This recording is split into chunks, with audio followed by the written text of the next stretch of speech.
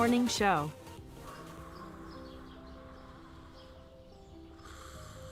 Ah, the sounds of morning. Early in the morning, Birds singing. gotta feed the donkey. The sun peeking When above the you horizon. feed the donkey, The gentle nudge from your morning alarm clock. this is what he says.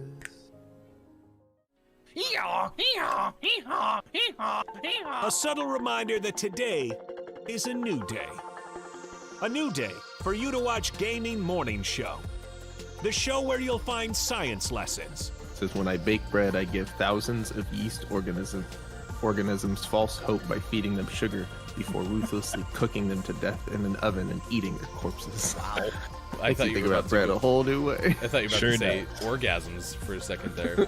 Did either of you ever have that happen when you were in like biology class and you're reading? Have an orgasm? I've never orgasmed during The biology text doesn't do that for you. It's like, oh yeah. Great deals. computers and accessories Wait, special bundle. Mike, they got the super chroma color in. Did you know they had that? You I know. overpaid for your computer. By a lot. I wonder if, do you think they price match? They might. Well, this is half off. Can you take a screenshot of this and try to get a sort of price match? And linguistic perfection. Is that like when I roll my R's? Do it again. Romance. Great. Romance. See, everyone. It's not a hiss. So let me hear your battle cry. Kiki. Oh! Kiki what? As we all charge into Gaming Morning Show. More like Kiki. Whoa, am I right? Now, if only I could find a way out of this box.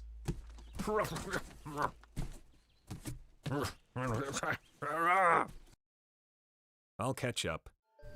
'Cause GMS starts right now. Morning, gamer! It is Friday, November 5th, 2021. This is Gaming Morning Show. Facebook Gaming, Twitch, YouTube, Twitter, and at gamingmorningshow.tv. Mike O and Sean, left side of the screen. I am Hefty Goof. It is good to see you. You can find us on Twitter at WatchGMS. We're going to tell you more about the upcoming Full Plate 2021. It is tomorrow. It is just over 24 hours away, trying to raise 40K for Player versus Hunger. We have a topic of the day. We got some Gaming Morning Show morning gaming news coming up. We also will get to birthdays this day in gaming history. Should be a lot of fun, or maybe not. Either way, you know, I hope that we have a good time. We can just hang out and watch the Wolves, and apparently everyone's still watching from yesterday. Did you turn them off at any point, Mike? Oh, yeah, I had to restart my computer. But then they went right back on. It's incredible. I mean, I didn't watch them while they were sleeping because I'm not a creep. I mean, You can do that now on Twitch. You can watch people sleep. Why not the Wolves? well, because they're just sleeping. They don't do anything cool.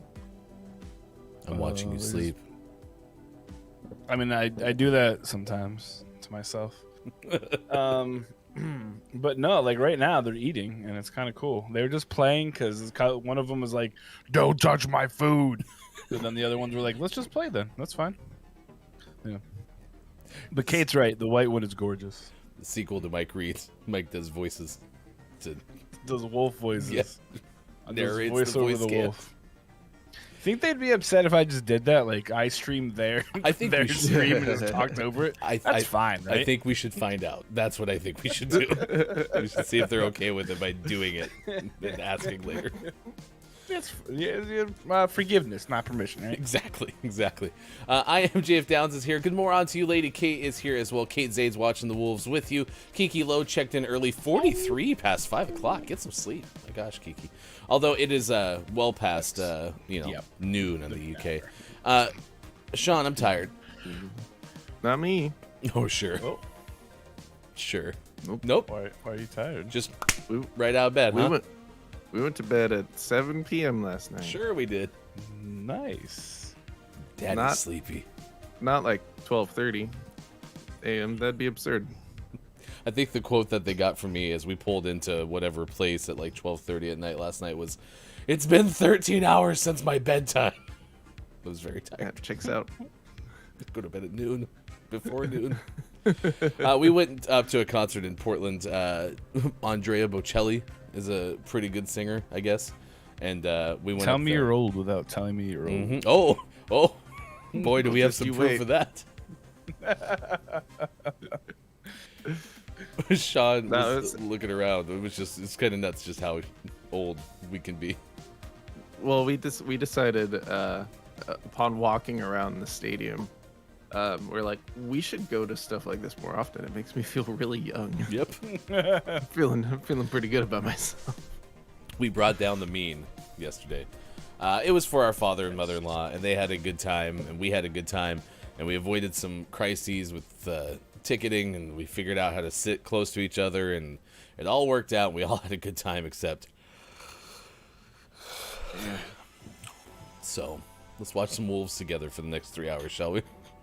I think we were all kind of half banking on the fact that our father-in-law might not make it the whole concert, and that we'd be up there. It'd be a great first half of the concert, then he'd start having some issues, and we would just have to go home. And oh man, home by 8:30. Terrible. Nope.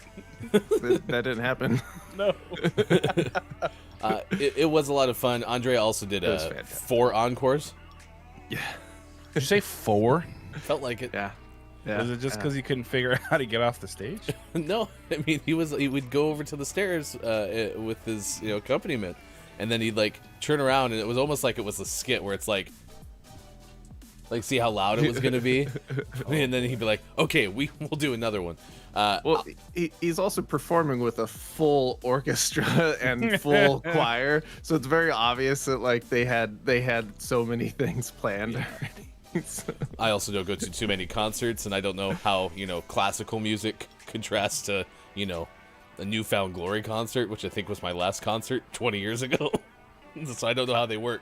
Maybe this is exactly how encores work now. Encore is not usually a thing in classical music, but when you're a international best-selling opera singer, you do what you want. True. Papa Paz is here. Good morning to you. Love that you went to see Bocelli. Kikilo Andrea Bocelli is amazing. He sang with his 10, 12-year-old daughter, I'm guessing. Man, that was cool. That was cool. It was pretty cool. Scott Chick. Top of the moron, who is probably in the shower. I don't think probably, Bob. I mean, Scott Chick literally says, watching from the shower. Kind of takes the mystery out. Good morning. Bob likes to keep all options open. Okay. You never know. Bob's just excited to be back whole for the second straight day. You know who else is excited about that? Me. Rebuilding Bob is very difficult. But you know what? Rebuild Bob. We can do it. We can build him better than ever. Mike, it's Love Your Red Hair Day, Love Your Lawyer Day, Fountain Pen Day, Gunpowder Day, Donut Day. The other one is in June. We have multiple. There's 2 of them apparently. Isn't that crazy? Are they called Donut Day, just Donut Day together, or is it national? It's just Donut Day, and there's one on June 5th, or no, June 13th, and the other one is November 5th. Okay. That's awesome. Happy add a third. National Jersey Friday to you, Mike. No, it's not that jersey. It's the one you can't see. Jersey. Well then, happy sports jersey. Happy Kit Friday to you today. To use soccer terms, because I'm soccer uniform. Commercial TV Broadcast Day, Firewood Day. God, this one's so tough. Guy Fawkes Day. I had a conversation with Copia about this holiday, and I'm like, what are you saying? Might be fast, please. Might be the only time I say that whole thing this whole day. No, I'm not gonna do it again. I think it's Folks. Is it really? Fox, the Phoenix. Fox that. Fox. Guy Fawkes. Pronounce it closer for. Okay, so that sounds great. Guy Fawkes Day. That's just I'm gonna do it because I'm not even gonna take a chance. I don't know what's the Phoenix. Rising from the ashes, Phoenix. right? Fine. The Phoenix Fox. Cardinals Day. Which one did I say? I said a bunch. Oh, okay. Thank you for giving me Kiki logos from Harry Potter. That helps me. Great. Patronus. Is that no? Faux the Fiend from the Harry Potter. Dolores Umberbatch. She's back. Engelbert Humperdinck? Maybe she never left. It's World Tsunami Awareness Day as well. It's a tsunami. Okay. There was another day that Thank you. the Play Monopoly one. I was gonna make our topic of the day, and the National Day calendar says it's like 2 weeks from now, so I just scrapped it. So I could be wrong. I don't know. National Day calendar, don't let me down. Damn it. Anyway, we got stories coming up about 17-pound potato. That's on the way. We got a story that's pertaining to Hofbrew Watch 1992. So stay tuned for that. And Sand inducted into the old Toy Hall of Fame. There's some others as well. We'll tell you more about It's a that. follow-up story. Remember we announced the finalists like back in August? Yes. There was like 10 of them. And no, you don't, but that's okay. But Sand was one of the finalists. And guess what? Maybe they made it. We'll never know. I just read Sand inducted into Toy Hall of Fame, but yeah, we'll keep it a mystery.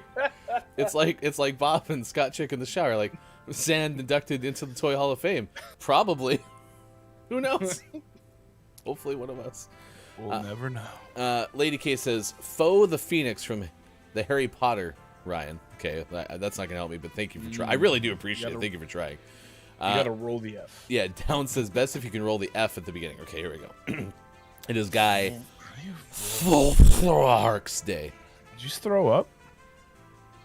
Maybe try it as Chewy doing with Scottish. Scottish, yeah. Chewy. Oh, I have to use my Chewy one. Was my practice one even better? Did I get closer? Did you just throw up? I was trying to roll my R's or my F. I'm concerned for you. It's okay. Forks. That's just me making that sound and then saying forks afterward. That's nothing close. Pretty much. I'm sorry, I'm trying. The You're X doing great. is pronounced with I give up. It's that guy's day. If you know what day it is, go celebrate by burning an effigy of Guy Fawkes. Remember the 5th of November.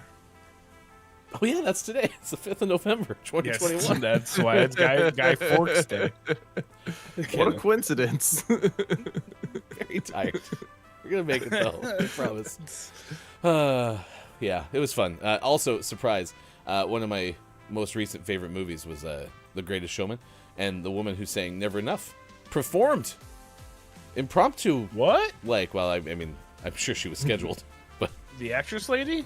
well, no. See, It was amazing. The entire orchestra was able to just play that impromptu. yeah, it's like, oh, you're here. Oh gosh, what's her name? She was fantastic. Laura Nulfred. It's like actress Alfred. lady? So it's not the actress. That song was sang by somebody else. It was the only one in the show that was sang by someone else. Lame. And I looked it up last night. I just might as well. Was look Hugh it up. Jackman there too? No, that would have been cool. I love Hugh Jackman. Never enough. K-Laugh, who was the person I watched at the concert yesterday. Kyle. Oh, Lauren Allred. That's who was there. Checking my messages. I don't have an email from Kyle saying. What's the name of the I'm gonna be actress? late. Oh, there he is. Okay, thank you. The singer I watched last night. I mean, I'm sure you watch me all the time now. Really taking this R&D a little bit too seriously. Always researching, always developing. K-Laugh. Okay. Scott Chick. I must have been driving Scott Chick nuts. Left the shower to tell me it's pronounced like Fox, and then went back into the shower. Now there's water everywhere. That's my fault. Her I'm sorry. significant other is going to be like, "Why is there water all over the bathroom?" And actually, Ryan said it wrong. Here we go. That Ryan. Oh, Ryan. Wacky Ryan. It's like the end of a sitcom or something. It's like, oh, Ryan. Ba-ba-ba-ba-da-ba. Fade to black.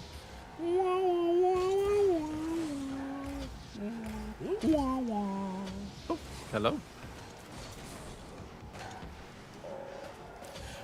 Down says, I'm never sure why we celebrate a failed treason, especially when I'm confused by the anti-monarchy sentiment of Guy Fawkes is fairly prominent today. It's very American of you guys. Well, actually, that's fairly relevant because yesterday the stage was set up with 2 screens on each side, and then they had this like big mega screen behind the stage and the symphony and orchestra or whatever. And the one in the middle would show like different like scenes of stuff, and the first one was like a government-looking building like burning. And not knowing anything about like the song, I didn't know if that was like a moment in time or this was a commentary. Like I had no clue what was going on because I didn't know what they were saying. Scored a really nice goal, guys. Good job. Really good. Do you remember that first number yesterday? Oh yeah, it was Remember? intense. Hey, the first number of last night. Not really. No, I thought you were gonna be able to pull out. Do you remember the 5th day of November?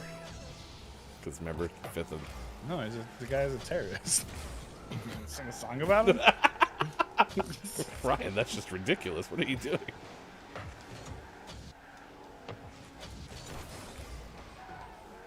Oh yeah, our topic of the day. Thank you, Gaming Morning Show. Because it's food, right? because of the Play Monopoly thing wasn't today. I had started with that, and then I went to the old random topic generator. So here's what we came out with. Is that a real thing? Oh yeah, it's in the rundown. Look right below How do I the get days of the day. It's a button I can push, and it goes, "Hey, talk about this." What is the strangest themed restaurant you have heard of, chat? The strangest themed restaurant. My hope that this Chuck E. Cheese. we learn something about each other. That's one, first and foremost. And second, I hope there's a really good top 10 list somewhere. Oh yeah, there is. It's in the thing already. Oh, perfect. I won't be here after first hour, so I wanted to make sure I didn't leave you without it. It's a 9, and I was so excited not to be by I know, myself. It was really bad news with a client, so being here sorry. first hour is happy times for me. Knuckles. Boop. With our powers. No, we're not doing that one yet. We are Captain America. Whoa. No? All right, we're going to come out of the gate hot here. We got Oh, Lady K God. saying, I have heard that there are BDSM-themed restaurants out there, but have no confirmation. Are they Nope, Guy Arturo. Fawkes restaurants? Arturo, that's not a real ball. That's just in Rocket League. Stop doing that. Wait, is Arturo trying to chase the ball? Oh yeah, he's pawing at my screen. I can't see through you. That's a new one. Thanks, bud. Speaking of pets, when I was watching the Wolves last night, at one point they had to reset the cameras, so they were playing like the greatest hits. I guess I don't really know how you have the greatest hits, but they were doing that, and the wolves were howling. 'Cause sometimes I guess wolves do that, and both of my dogs. The door was closed into my office. Both my dogs just come running in my office, looking around, very confused. It was really hilarious and kind of adorable. Well, after They're that, just like freaking out. after that raid, I had my Twitch open on my phone in my pocket, so I just had the audio going. I go in to talk to my wife, and all of a sudden I hear this "Arr!" out of my pocket. I was like, "Oh yeah, we raided wolf cams." She's like, "What?" Huh? If you think about it, it makes sense. My wife's response was, "Oh, that's really cool." Why? Because It was Why wouldn't animals category day. yeah, Vil. Bird tongue. We could have put Cat Avalanche or whatever that one channel was up again. Did you see the channel I put in Discord for you? Yes, of course. But if I had, was good, right? If I don't remember, could you give me a refresher really quick? It was a really cool one that had animals that you should definitely watch.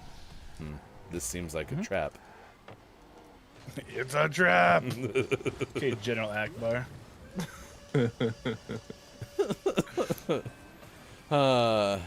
Kiki Lowe's here. Kiki Cup was announced yesterday. GMS is once again a sponsor of Kiki Cup. We'll have more details leading into the 20th of November. Kiki Cup, the 4th edition is coming up on the Do you 20th. remember the 20th night of November. Hey. It's when the Kiki that a Cup is. Saturday? Yes. Yes. Yes. No, God. We got bumped. That guy destroyed.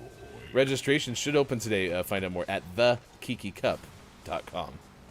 Nice. Thought it was announced at the last Kiki Cup. The date was announced. Now it's been announced. Are there special rules that I should be aware of? Of the Kiki Cup. Yeah, sure. Yeah. Be good and don't die. Oh, then I'm out. I think my total kill count for Kiki Cup is 0. So, and that's 2 iterations of it. Oh, that's true. Kiki's got better advice than I gave. Just click on the heads. Especially if you have a controller. I use the computer. What's it called? Mouse and keyboard. Wow. Who was up till 12:30 last night? I mean, technically, I was also up till 12. Yeah, okay, that makes sense. It's normal for me to do that. So. Oh, and then so Sean and I were the very back row of Sean's 3-row car, and I mean, for a third row, it's actually extremely comfortable. But it was a third row at the end of the day. I woke up with a Charlie horse at 4:30 this morning in my calf. It's still there. It was so bad. Shoot it! Shoot her! Oh, dang it. We got Gaming Morning Show morning gaming news coming up. They're all playing Golem. Papa Pa's strategy. I only play it in Kiki Cup to kill top-ranked players. Oh yeah, didn't you get someone in the last Kiki Cup? I can't remember who it was. He got the top rank dude had like 20,000 kills in one match. Or wasn't that was the mixer, wasn't it, Papa? That wasn't Kiki Cup. That was when we did like the trios. I don't remember the invitational. I think you got binded, didn't you? Let's see, Lady K. I have never have even less likelihood to join the cup this time. I've pretty much fallen out of the Apex community. I'm in a Minecraft server now. If I wasn't sick right now, I'd be live. Well, I hope you feel better as soon as you can. GMS also might have a Minecraft server still. Oh, I don't know. spicy. You can go to our, spicy noodle. you can go to our Discord and someone there will let you know. I think we have, like, doesn't Kyle just sit in our Discord now and like direct people places? Isn't that part of R&D? Probably. I don't know. Kyle? Kyle! It's also landing airplanes, apparently. Yeah, I get one. 9:27 on the East Coast, 6:27 out west, and it is 1:27 for those watching in the Ukraine. All right, so start thinking of some weirdly themed restaurants, please, chat. What is something that you've seen at a restaurant? You sat down and you're like, wait a second. I do have a coffee shop that I got for you coming up after the news. Also, birthdays of Stay in Gaming History coming up later this hour, and we'll tell you about New Zealanders and a 17-pound potato that is on the way as well. Right now, it's time to get informed. New Zealand. We need the headlines of the day. Good more on to you, Digital.Games. And for more, here's our hashtag video game expert, Sean. Good morning. It is Friday, November 5th, 2021, and this is your Gaming Morning Show morning gaming news. We've talked a couple times about Konami's eFootball 2022 game that's trying real hard to come out, and they're just having the darndest time. Well, now their 1.0 launch, which was supposed to be coming out very soon, has been delayed into 2022, continuing their saga of trying so desperately to get a game out and not being able to. They said, this is from Wesley LeBlanc in Game Informer, by the way. They said, quote, "We would like to inform you that the version 1.0 update for eFootball 2022, scheduled to be released on November 11th, has been postponed until spring 2022. Also, we would like to announce that cancellation and automatic refunds of eFootball 2022 Premium Player Pack, which includes items that can only be used in-game after the version 1.0 update." It's a real bummer. But at least there's still FIFA. I was going to say, this is a soccer game, right? Yeah. Yeah, this is a soccer game. Trying to compete with FIFA, which is, the soccer game. But they're kind of stumbling out of the box. I mean, listen, we talked about this the other day with the 2K series for sports before Madden bought exclusive rights to the NFL. Like, competition's probably good, but it's got to be really tough to compete with a game like FIFA, right? Has to be. Yeah, it's got to be.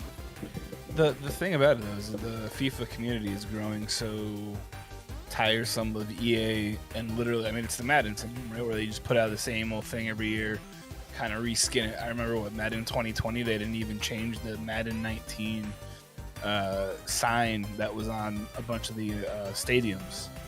So, I mean, now is the time. If you can put out a quality game, you might actually have a shot. But it's just, I mean, it is really hard to compete. You need to do something other than just the status quo. Nope. So we'll now see in spring 2022 the full release of Konami's eFootball will go. We will see. Next news story of the day. Bungie is selling a Pride pin in their U.S. store. And during the month of November, all profits from said pin are going to Trans Lifeline charity, that's pretty cool. This news was announced via an in-game message in Destiny 2. Community manager DMG04 shared this message on Twitter. During November, Bungie is standing with the transgender and gender non-conforming community to raise awareness and work to end anti-trans violence. All profits of the Bungie store's Pride pin will benefit Trans Lifeline to provide support. So, this was pretty cool. I like this. In the link we provided, towards the bottom, they do provide a link to the US Bungie store. The pin is available right now for $15. Nice. Good job, Bungie. Good job. And it's a nice looking pin. That's what I was gonna say. I don't know anything about Bungie, but the pin looks pretty cool. Bungie is the Destiny people. And Destiny 2. Is the pin that lightning bolt in a hand, is that Destiny related, or is that like a Bungie logo? That's Destiny related. Thank you. And then in what can only be described as my favorite feel-good story of the video game world thus far, a senior couple was playing and having trouble with The Last of Us 2, and they sought help via Craigslist. So this one's a journey. So Karen Klein, a former... Oh, by the way, I'm going to be reading a lot of this. This is from Isaiah Colbert of Kotaku. Karen Klein, a former legal secretary, and her husband Bruce, a retired military officer, took an interest in video games in 2021 and eventually decided that they wanted to buy a nice, powerful PlayStation 4 Pro. Although Karen admits that they don't know one console from the other. And then they did some research via AP Nerd's YouTube channel and saw a lot of high praise for a game called The Last of Us 2. And so they decided to pick it up and give it a shot. Well, they were a little bit, out of their league. She said, quote, "We had no idea what you're supposed to do, and we were looking for the little circles with the triangle in it." And they were struggling to find Ellie's jacket at the beginning of the game, and they said, quote, "Ellie stayed in that room for a day and a half."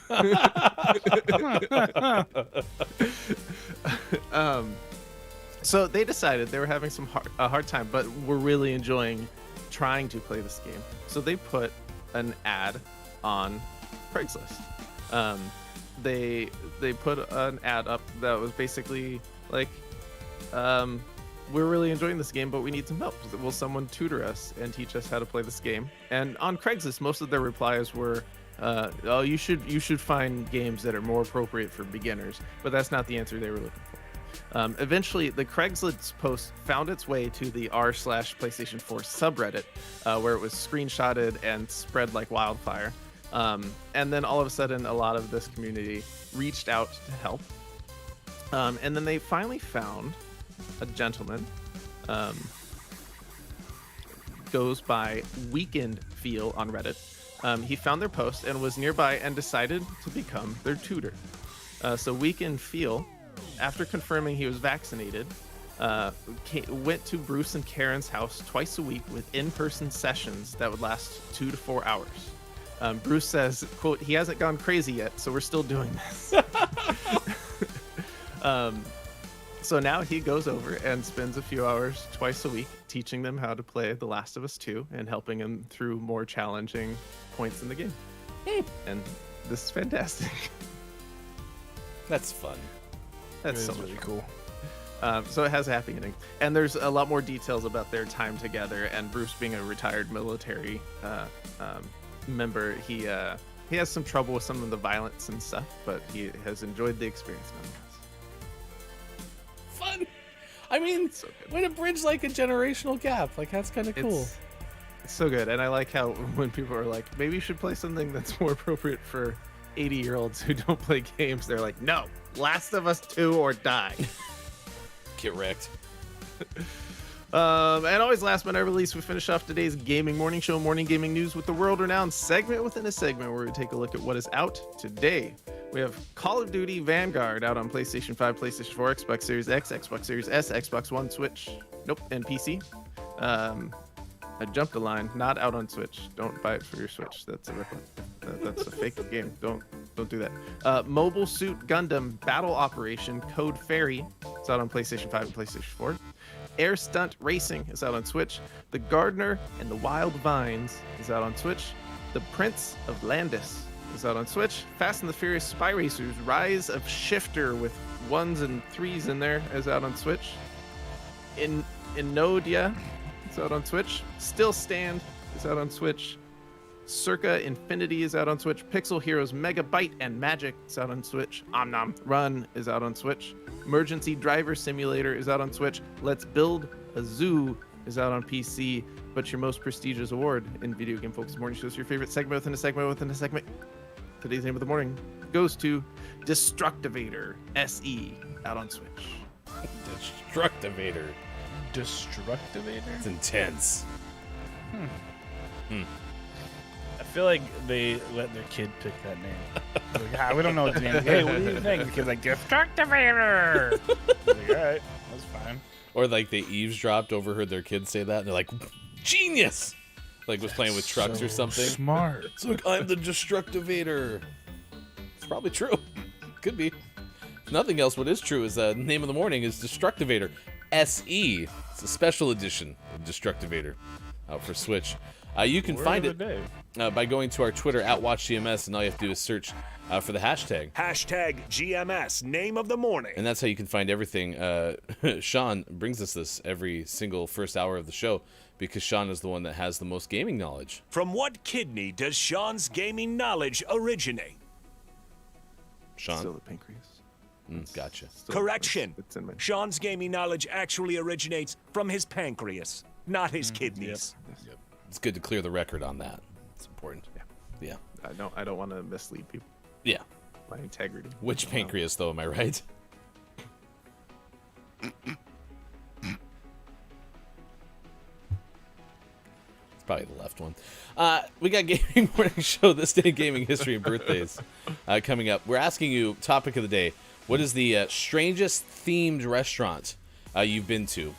And we have a lot of good answers. Also, by the way, Dr. Chick has checked in this morning. It's good to see you, Dr. Chick. Thanks for being here. Top of the morning. Prototype and KJ have also shown up. Load-Checkpoint here this morning as well.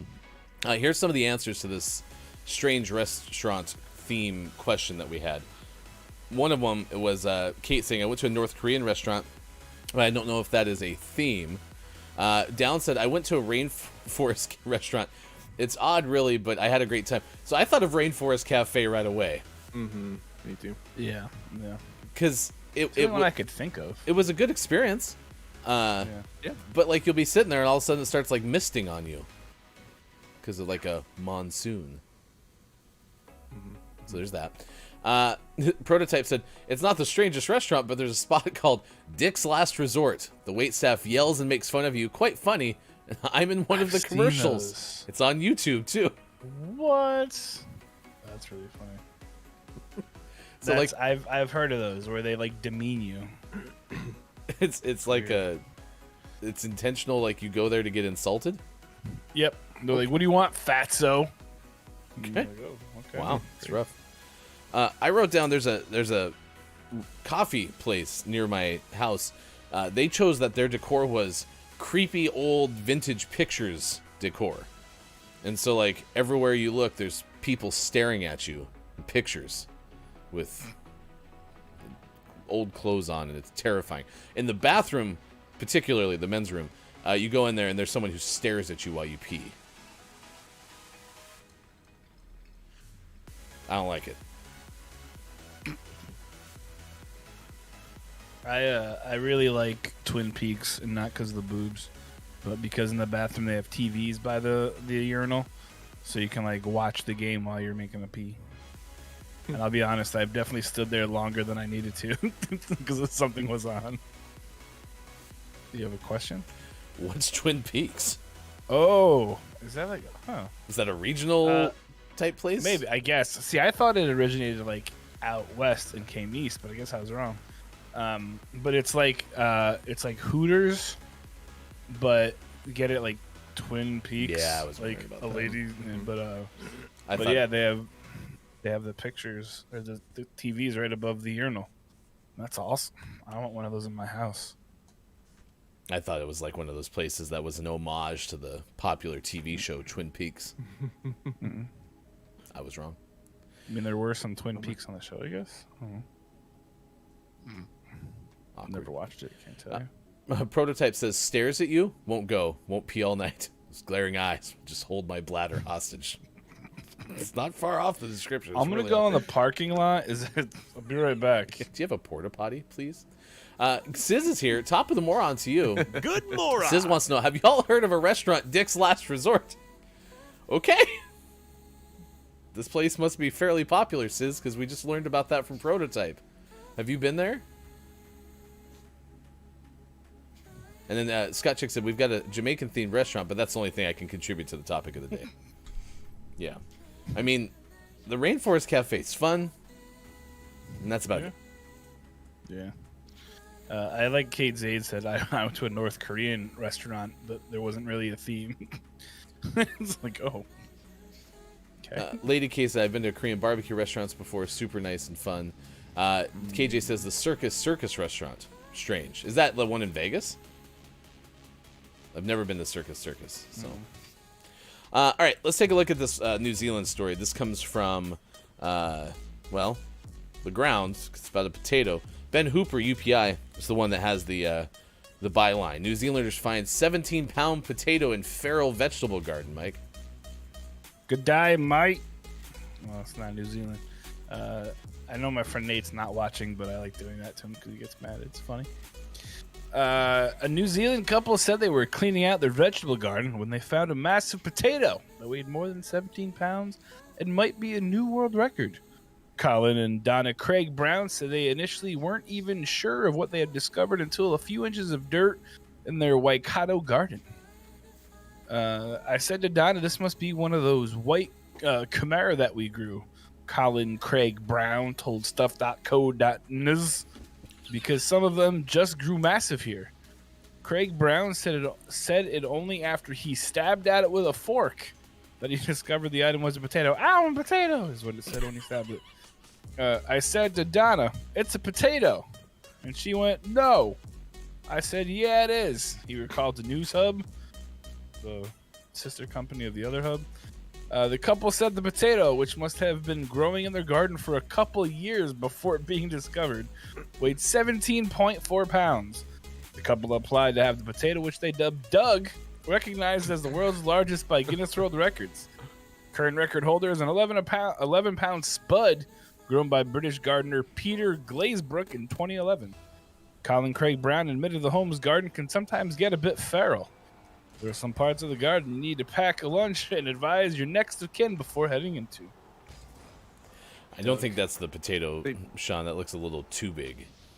It's less dense than you'd imagine. That's only 17 pounds. I think that's a rock. No, it's a potato. The rock. It's the rock. Prototype says 70 pounds. That's just a large order of fries at Five Guys. That's more like a medium. Yeah. Or a regular. Sorry. Well, if I recall going back to your fast food fantasy draft, Sean, didn't you draft Five Guys?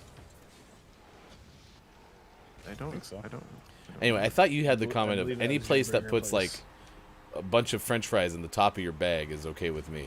That's what I swore you said, but could be making that up. Yeah, I remember saying that. I just don't remember if I was talking about it as my pick or someone else's pick. Sis says there's another restaurant in San Antonio called Magic Time Machine where all the employees are dressed up as characters. That's kind of fun. Do you guys have Johnny Rockets out there? Not to my knowledge.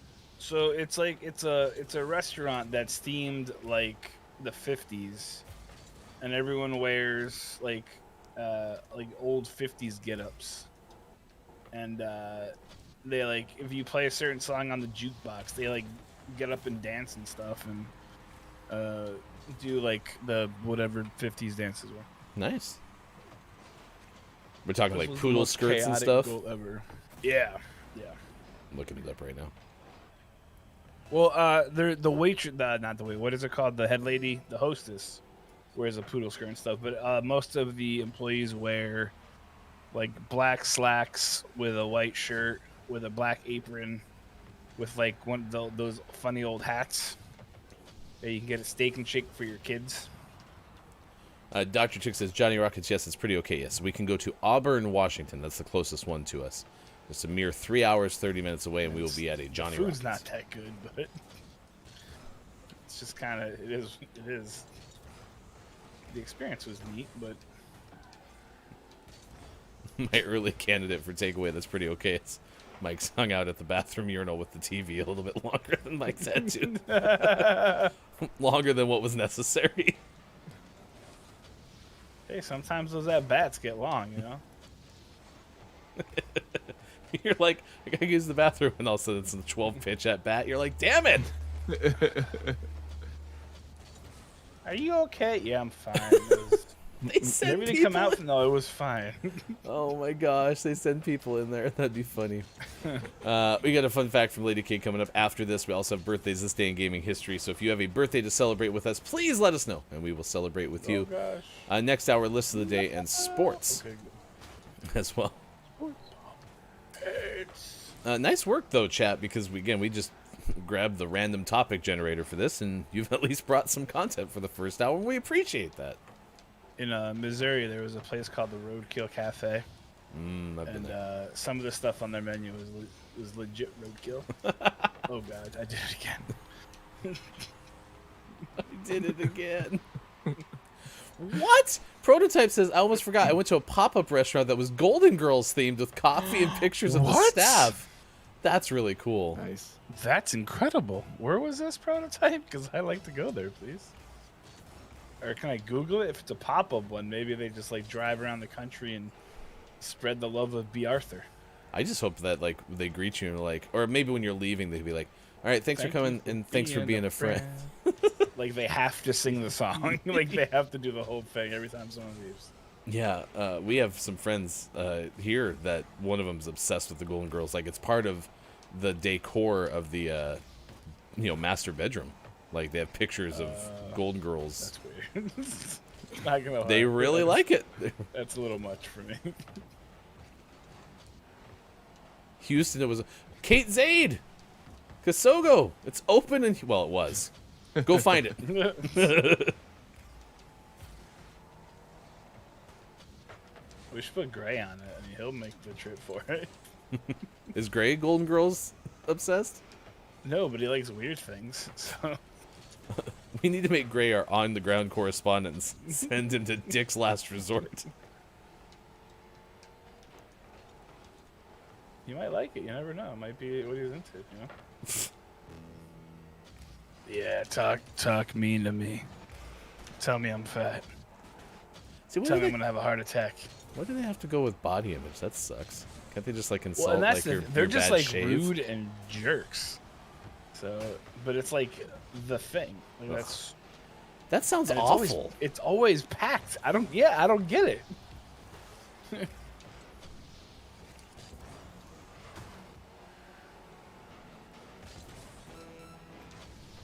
I mean, clearly it's not the last resort. There's plenty of them. This is my last resort. Nice. Suffocation and no breathing. You can't eat food because you're eating. Don't take multiple bites. It's dangerous. Finish your first bite. Lady Case, I think I just had a scam call. Were they trying to sell you a Dick's Last Resort franchise?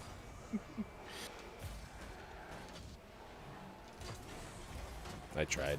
Oh my god. I saw that going perfectly into the goal, and I'm like, I just got to try to get in the way. I can't do anything. I'm like, please let me get up there, please. You know, you'd think if we've been playing this game for like 9 months, you'd think I'd learn how to like fly higher in the air by now. Nope. I can do anything. Oh, get in! Nice. With no time on the clock. Oh my goodness! Right here, I was like, oh, that's definitely going in. Then I saw the clock. I was like, he's not gonna. And then It's not gonna perfect. go in. It's gonna hit the ground right in front of it. Oh yeah, that definitely sounds like a scam call. Lady K said they said that my internet service was going to be cut off in 24 hours due to illegal activity, but they didn't say the name of it, and it was automated.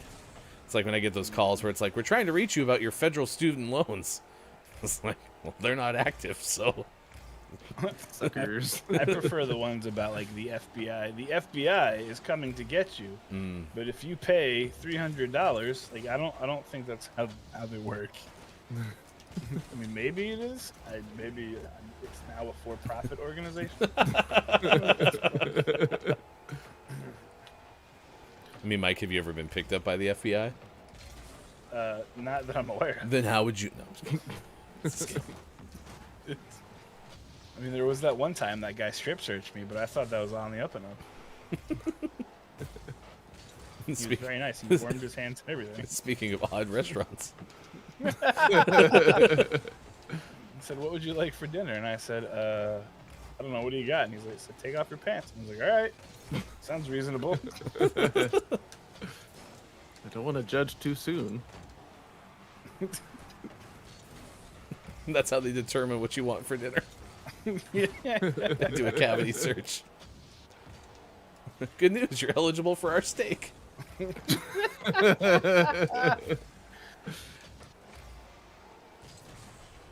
I promise, birthday's coming up next. They really will happen. Maybe. Maybe this hour. I was gonna say this is some second hour or third hour energy right here. Yeah, seriously. Oh, I missed. I jumped way too early.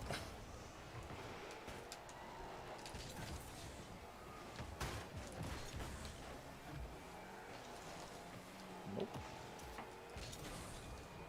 Yeah, Mike actually had a tough day yesterday on Twitter. At Look, It's Mike O said that somebody cut the lead line of the internet to the neighborhood. Dude, yeah, I got home and the internet was out. I saw a bunch of people at the front of the community, and I was like, okay, like what's going on? And then I got home, there's no internet, and then we got a message from Xfinity saying, oh, there's a service outage. And then on the community, I checked it on my phone, of course. Community website was like, oh, this person at the front was lawn mowing right next to the thing. Well, Great. listen, it's 6:53. We got to get going here, but I'm no expert when it comes to designing these systems. But why was the lead line in a place where somebody could run it over with a lawnmower? Well, so here's the thing: it's inside one of those boxes, like out in front of the house, and people in the community that I live in are people, and they don't care what's where, and they weed whack and they do stuff. So I'm assuming they had opened it by accident or possibly on purpose, and that's probably how they cut it. Wow. All right, it's 6:54 West Coast, 9:54 out on the East, 1:54 PM. For those watching GMS in the afternoon. Lady K did want us to pass along also some information about the potato because before the fun fact, we have more information that's relevant to the potato story. This was the fact that a chimera is a hybrid plant for reference. So this brings us to the fun fact. There is a chimera plant out there known as the cucamelon. They are the size of a grape, look like a watermelon in pattern, and have the texture of a cucumber. They are meant to taste like melons as well. Lady K, fact of the day. Bum, bada, bum. I mean, it sounded you had me until cucumber. I like cucumbers, but then I'm like, what's the point? Also, nailed it first try on the pronunciation. Chimera. Chimera. Cucamelon. It's not a bad name for a melon, is it? Cucamelon. All right, what do we got? Birthdays this day in gaming history. Like I said, if you have a birthday to celebrate with us, please let us know in the chat. Today, celebrating a birthday, Art Garfunkel. Hey. Nice. Sean? Fun fact was, what? Sean? What's going on here? What's What going on? do you? Did we just have GMception? Why did GMS took over? I've That was weird. That wasn't even open. Did one of your key shortcuts work on my slobs? Gosh, I hope not. Maybe cucamelon's the word of the day. That was bizarre. That was really super weird. bizarre. How bizarre was it? And so bizarre. Anyway, Art Garfunkel's 80. Carly Rae Jepsen and Garfunkel. Same Fun one. fact, half of the duo are Garfunkel and Paul Simon. No, it's Carly Rae Jepsen and That's what it's Garfunkel. called either though. Let's see. Kris Jenner 66 today.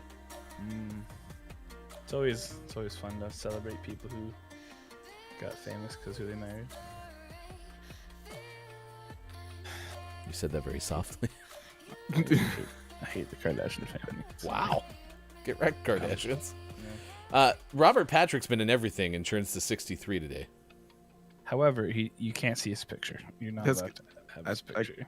was wondering if that was I have a just capital- on mine or if capital it, one ad. No. I got an advertisement for Frontline. What'd you get? Yeah, no, I got capital one on my end. I got flu zone influenza vaccine. Nice. Safe for Nice. people over 65 plus. Oh, hold on, it's changing. Now I've got IBM. It's in the game. To be fair, Robert Patrick does change because he was the Terminator. So I mean, I feel like Robert Patrick's in everything. Like, he even was a replacement for, like, one of the CSI type shows. dude, the unit, it was incredible. X-Files. Robert Patrick replaced David Duchovny on X-Files. Yeah, he did. Oh my gosh. Look at me dropping knowledge. Boom. Wow. Ryan knew a thing about an actor in a movie/show. I mean, it's That's good. incredible. It's a pretty good show. I mean, it can't You be should a watch worse movie the- than Ants. Probably not. You should watch The Unit though. It's a great Oh. TV show. Now he's Ticketmaster. It's still IBM. Yeah, I never changed from Frontline. Apparently, I really need some flea treatment. Flea medication. You got an itch? Oh, come on. No, Brian Adams is 62. Rocker Brian Adams. Once again, they if you looked at this picture, I'd assume it was Bruce Springsteen's birthday because they just basically show the back of Brian Adams' head. I only know actress Tilda Swinton from Kate McKinnon's impression of Tilda Swinton on SNL, but Tilda is apparently at 61 today. She's in Doctor Strange. Mm-hmm. Oh yeah, fun fact. Appeared in Doctor Strange as the Ancient One. Actress Famke Janssen turns 56 today. Oh, cool. She was in movies. Actor Sam Rockwell turns 53 today. Underrated, super underrated. And then actor Seth Gillum is 53 as well. Portrayed Ellis Carver on The Wire, among other roles. It was such a good show. Let's see who else has a birthday today. Singer Kevin Jonas turns 34. Woohoo! It's Jonas' birthday. Oh, is that one of the Jonas Brothers? Yep. He's the oldest of the three. That was is. literally my next question was, is he the oldest one? Because 34 Which seemed one? fairly old. So, Arkansas's favorite harpsichord player. Bob, that's Harry Styles. They're all the same. It's Gosh, Austin would reach through the computer screen and went after Bob. when you're stuck in a box, it's really hard to get to know everyone's like face. You know. True. You get confused.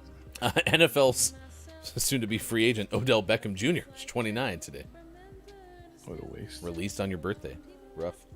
Hey, it's Bill Walton's 69th birthday. Nice. I wonder if Bill's going to That's do so anything to funny. celebrate today. Definitely not going to do anything Grateful Dead related. Nice. Any others? It's Ryan Adams' 47th birthday. Not Brian Adams, but Ryan Adams, Mandy Moore's first husband. Is Ryan Adams also a musician? Yeah, he sang after 9/11. There was a New York song that came. Like it was a song about New York that came out, and that's I only know him for that song and the fact that he somehow managed to marry Mandy Moore. It's also Luke Hemsworth's 41st birthday. Is he one of the Hemsworth brothers? He is, isn't he? Was he who was he it? No, What? I don't know What? which Beep it bop was. boop, beady boop bop, beep. Well, beep. that's the Skarsgård family.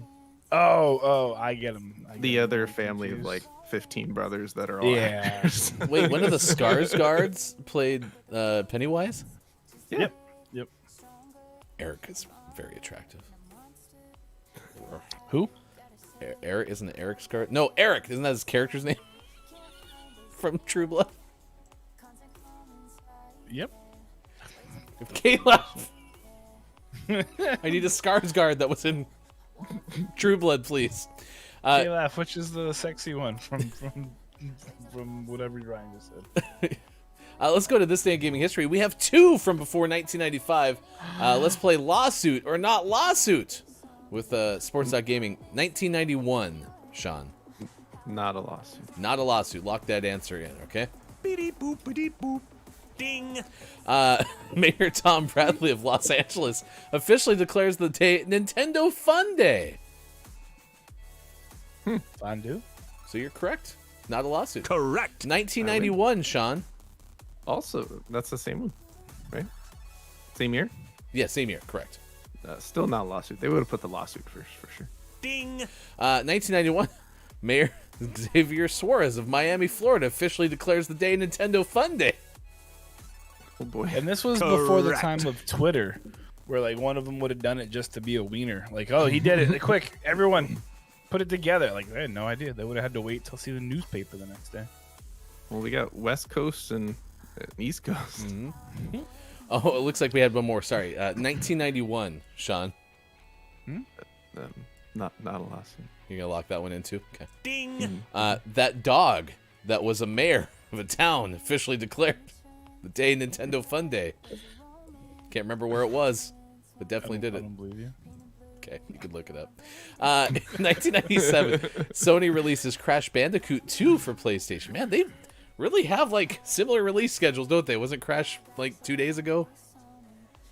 Yeah. Yeah. Well, it's because they pay someone like a ridiculous amount of money to like study the market, aka just be like, hey, remember last year we put out this game and it was pretty good?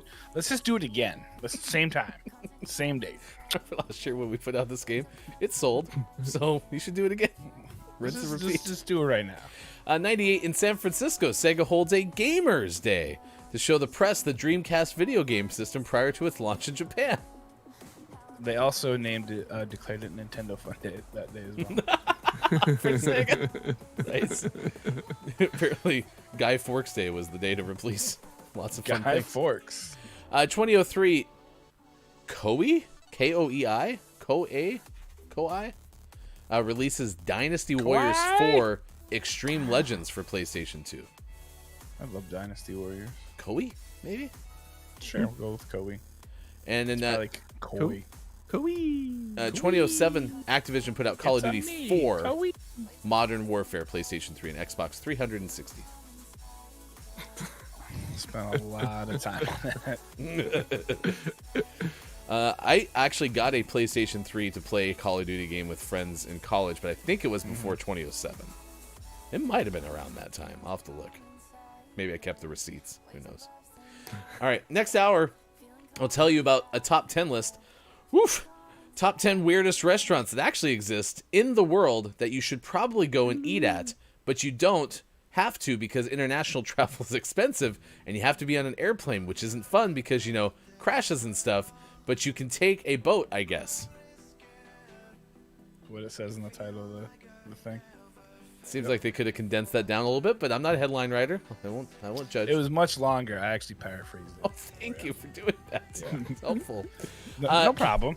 I'm good KJ at said, that. funny you mentioned fleas. Took 3 of the 5 cats to the vet for their yearly stuff. All of them have fleas.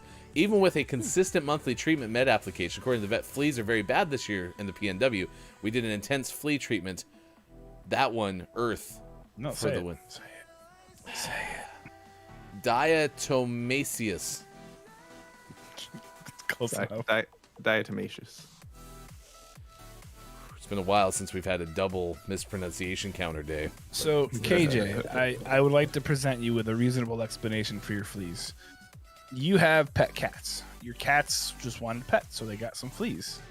So don't kill them. Just ask your cats their names. They're pets.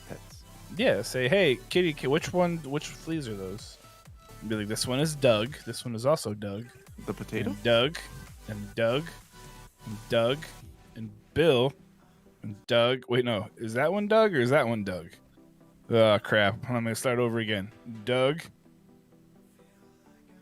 Doug the potato.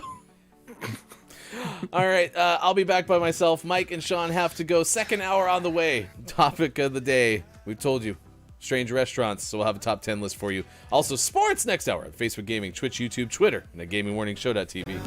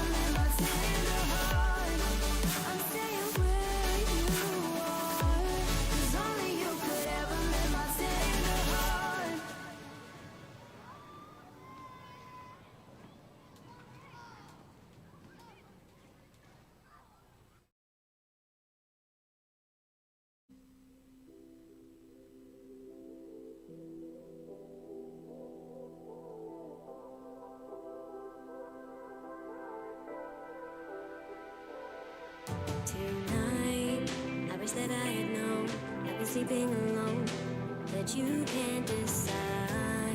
And it is plain to see that your priorities just do not fit right. I can't reconcile this feeling. Whoa, whoa, 'cause I remember when you had certainty. There is empty space where your body won't lay next to mine. Nothing to embrace but the loneliness of this cold night. Oh, this fever comes and goes. Time slows. But the longer I belong, the more I grow.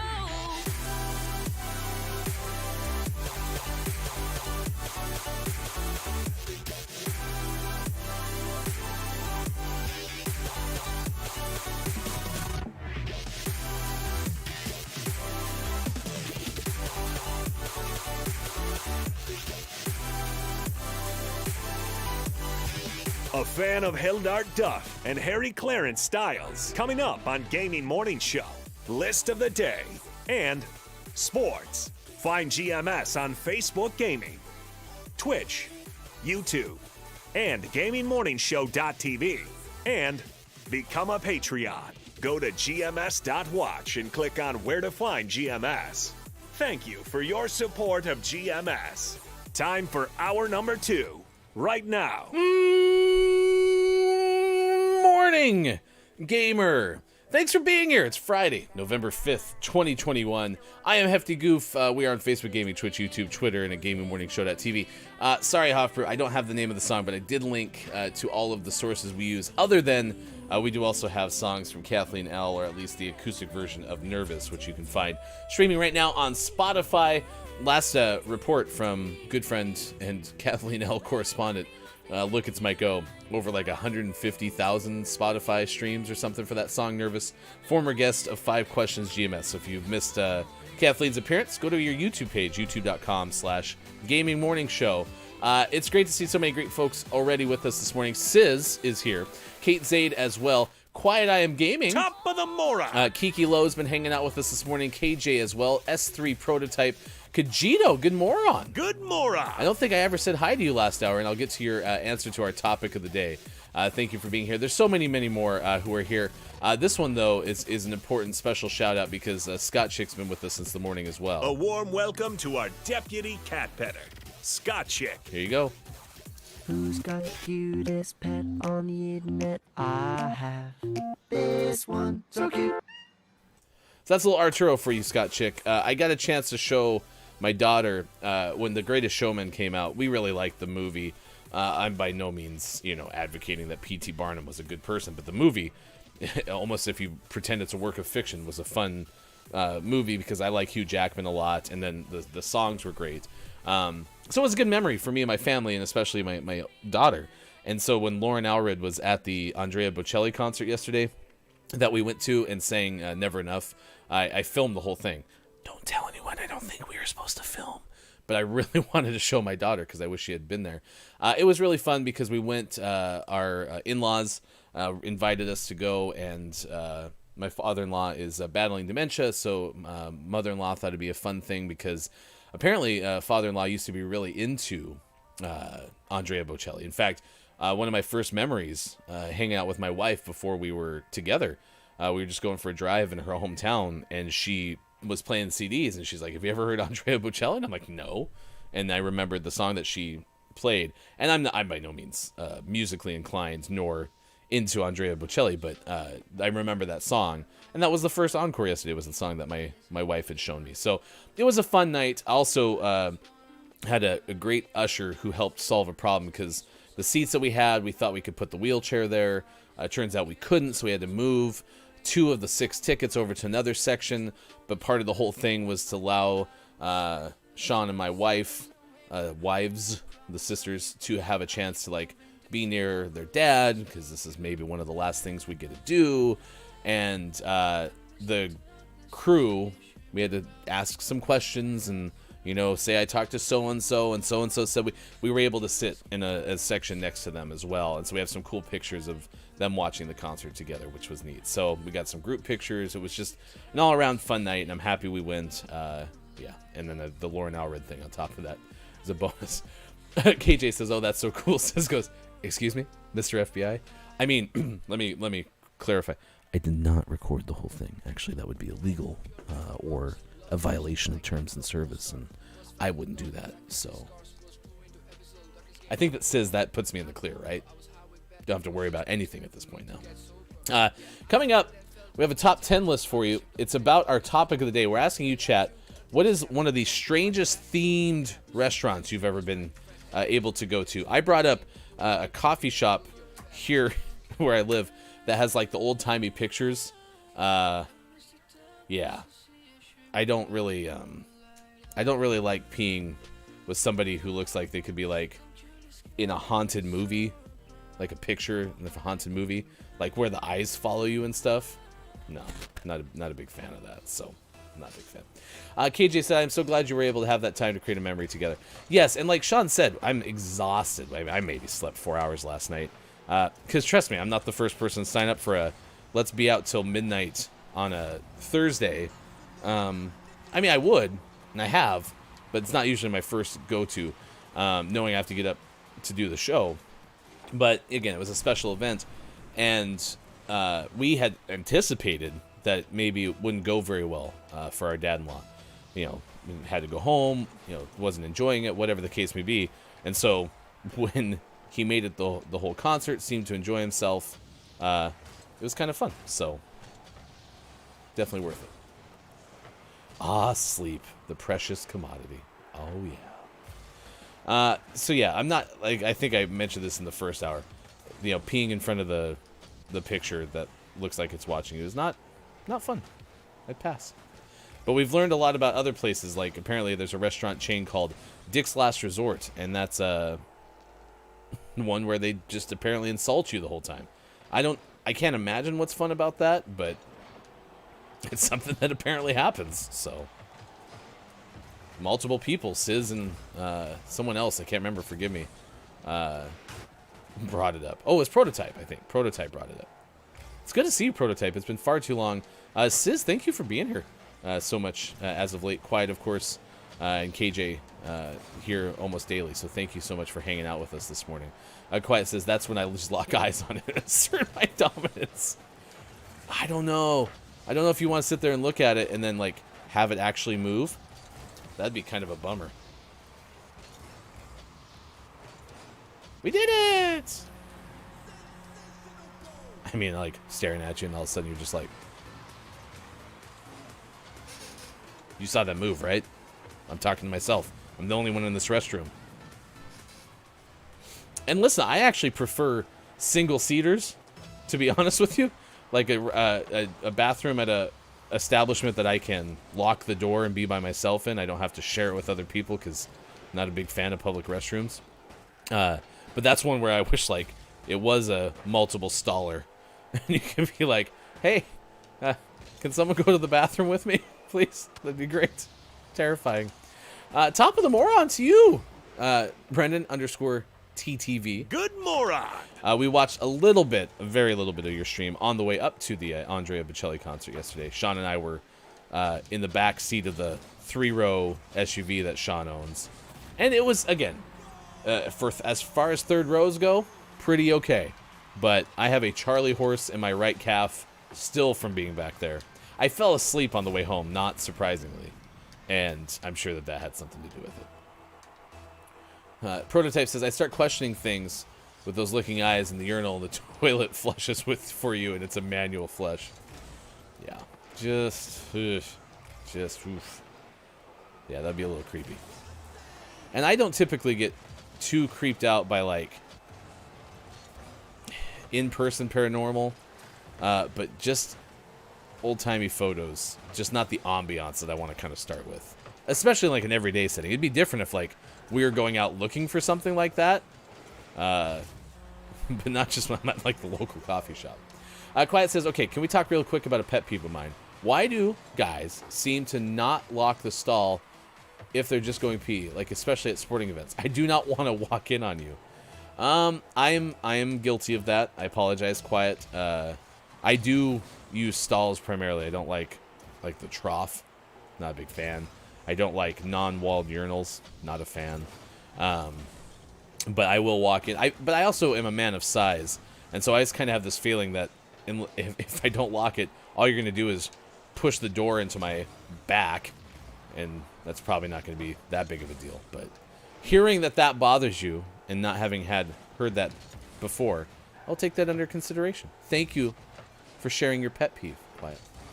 Brendan said, appreciate it, although I will take this opportunity. You should never feel obligated to. Oh, yeah, no. The only thing that has been a bummer is since Brendan's been back on streaming, 4:30 p.m. Pacific time on Thursdays and 2 p.m. on Saturdays, I just haven't had a chance to watch. And that's the frustrating part, is because I like your stream so much.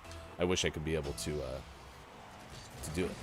Hi, KJ. Thanks for stopping by last night, especially since you mentored horror isn't your thing. Or mentioned horror. Mentored horror? Mentioned horror isn't your thing. Well, even yesterday, Kiki Lowe was playing Dead by Daylight on Kiki's stream. It's a fun game. I went too fast. I definitely think I like watching DBD. Sean mentioned that hasn't really been able to get into it too much, but that's what we were watching Brendan play yesterday on the way up there. Also watched the Flames play. We'll get into sports coming up later. Sis says, using a urinal and peeing in the presence of other people, kind of glad I don't have to deal with all that. Yeah, I'm not a big fan of just wall-to-wall urinals that don't have dividers between them. Just not a big fan. The troughs are the worst. And then, like, Mike shared this story, too, because I've heard this. Wrigley Field, where the Cubs play in Chicago. It's an older stadium. It's probably one of, the oldest 3 stadiums in all Major League Baseball, if not the second or first oldest. Fenway Park has to be up there, too. And back in the day, yeah, they just used to have these troughs in the men's room where you just pee. And I guess people will slide through the troughs at Wrigley Stadium just for, saying that they did it. Nothing about that sounds appealing to me in the least. Nothing.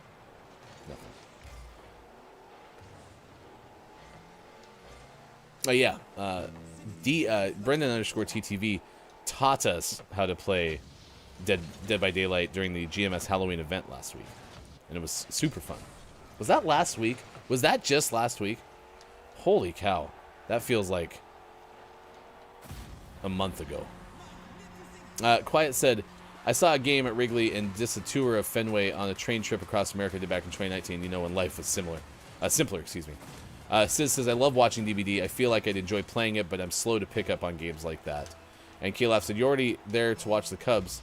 How much more gross could you get? K-Laugh! I'm insulted. As a Cubs supporter.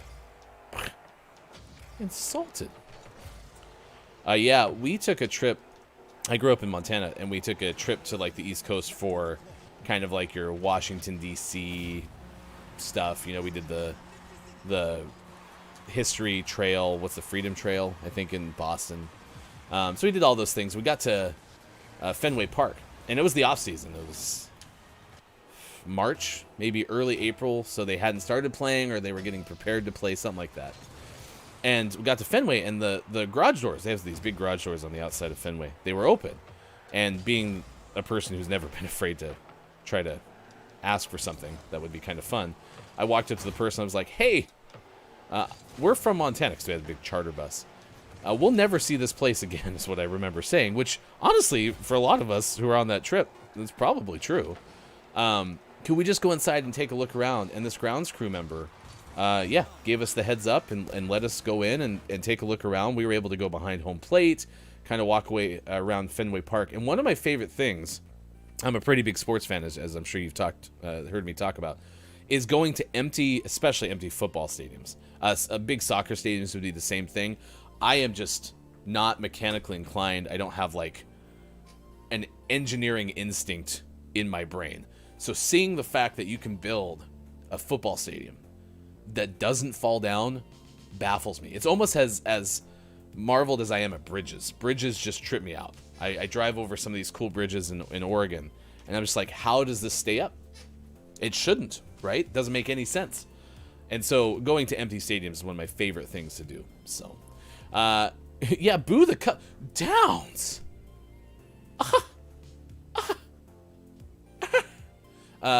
Sid says, head of research pops in to dunk on you. Yep, absolutely. Got me good, K-Laugh.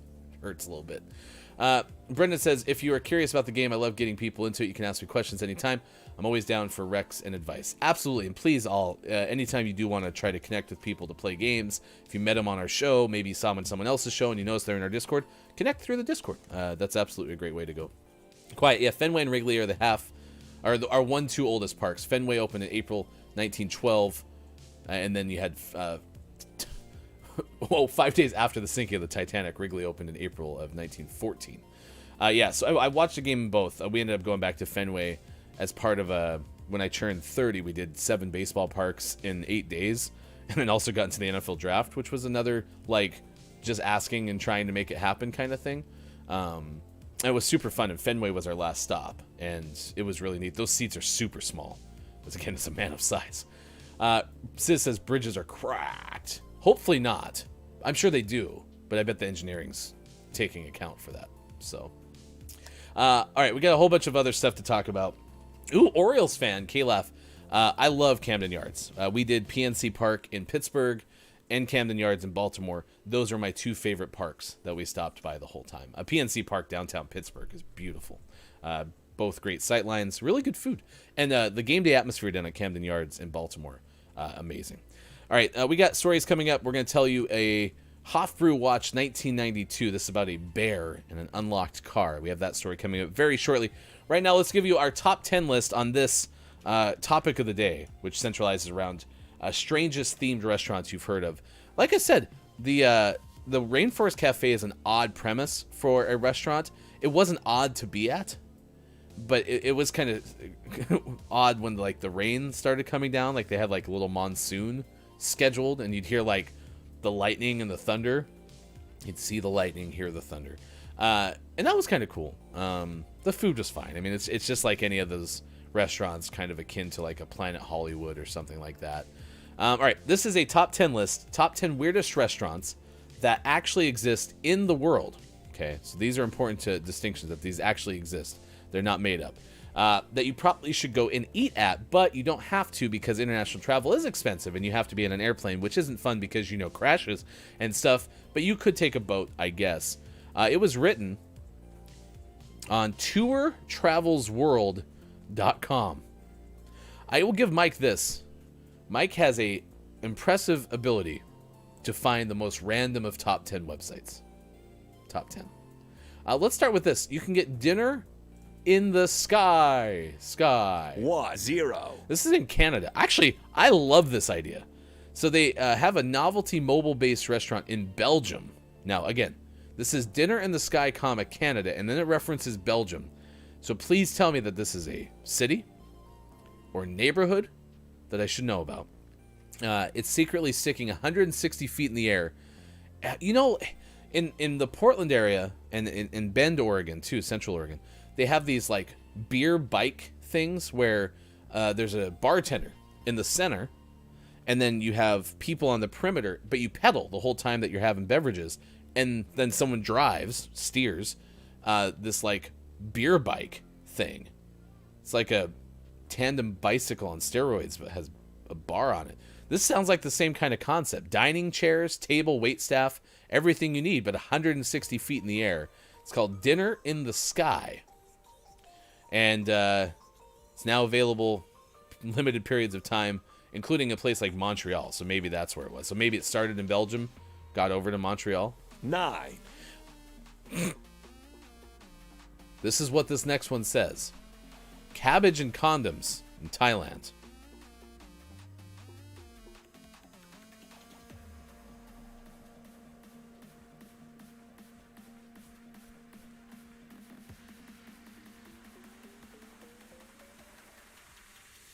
All right. So there's someone who's now had a nickname as Mr. Condom. And there's this restaurant in Thailand where this person works, says is a worker for contraception. While supporting its work, restaurant Cabbage and Condom celebrates the fact that condom should be solitary as cabbages instead of mints or fortune cookies. Customers get the condoms with their bill. The restaurant focuses on issues such as direct links between population and poverty. It's really one of the weirdest restaurants in the world.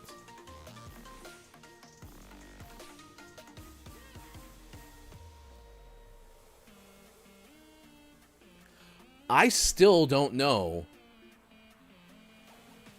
I mean, the restaurant must focus on cabbage dishes and then handing out condoms on the way out. That was only the second one we've read so far. 8. The Naked Restaurant in London. Was it Kajito who had one from London? I'm so sorry if I missed that, Kajito. Yeah, there's one in London where you eat in pitch black darkness. I want to try it out. Really? Okay, this is not the one that I think you're talking about. The Naked Restaurant in London. It's called Banyati. It's the first and only naked restaurant in London. Apparently, it's only open for 3 months. Was that period, or it's only open 3 months out of the year? Apparently, it's a social experiment. It was very popular. 46,000 people were on the wait list. When the owner asked why he wanted people to be naked, he said that people can focus on food. 7. I'm going to try to make it through this list. A chill-out ice lounge in Dubai. First ice lounge in the Middle East. Beautiful idols and interior lighting arrangements. Restaurant has a worthwhile winter experience for about $23. You get a complimentary drink. There's some hot snacks. It's the only ice restaurant in the world that offers hot drinks. So yeah, it looks like you just are in like a palace of ice. I mean, that looks kind of cool. I mean, it never focuses, right? But that looks kind of cool. Yeah, it says, I was thinking the same thing. If the owner said, this is going back to number 8, the Naked Restaurant. Owner said, asked why he wanted people to be naked. He said that people can focus on food. Like, that doesn't really answer the question. It's poorly worded, too. I'm so confused. All right, number 6 is also in Canada. 6. Honor. I hope that I'm saying that right. It's O.Noir. Honor? It's in Montreal. There's a second one in Toronto. These opened in 06 and 09, respectively. The philosophy is where eyesight ends, the increase in the other eye increases the enjoyment of dinar. Flashlights, cell phones, and luminous watches are restricted. This feels like it was written by AI. The novel experience definitely puts a new spin on the word blind date. Oh, this is like kind of like what Kajito said. This is basically a dark restaurant. The evening starts in a burnt bar where guests give their odeur.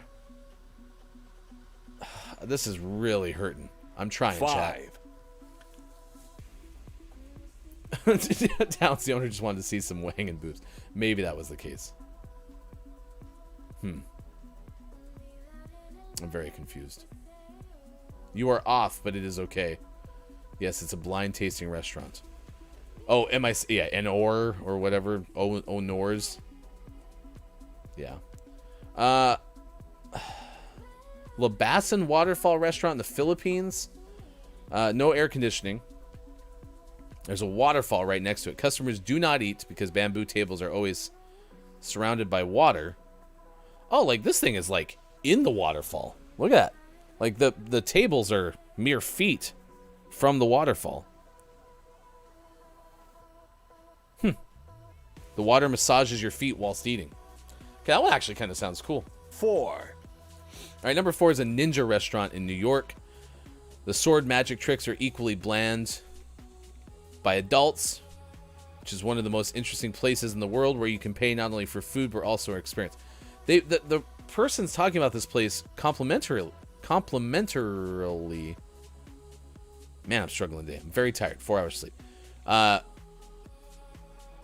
So the place is with ninja waiters who order your order and then disappear in a cloud of smoke, and then said the sword magic tricks are equally bland by adults.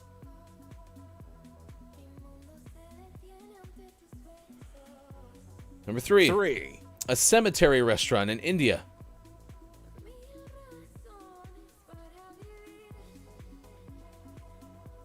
The owner believed it was a lucky call to open the place. It's busy every day. And there's food with coffins.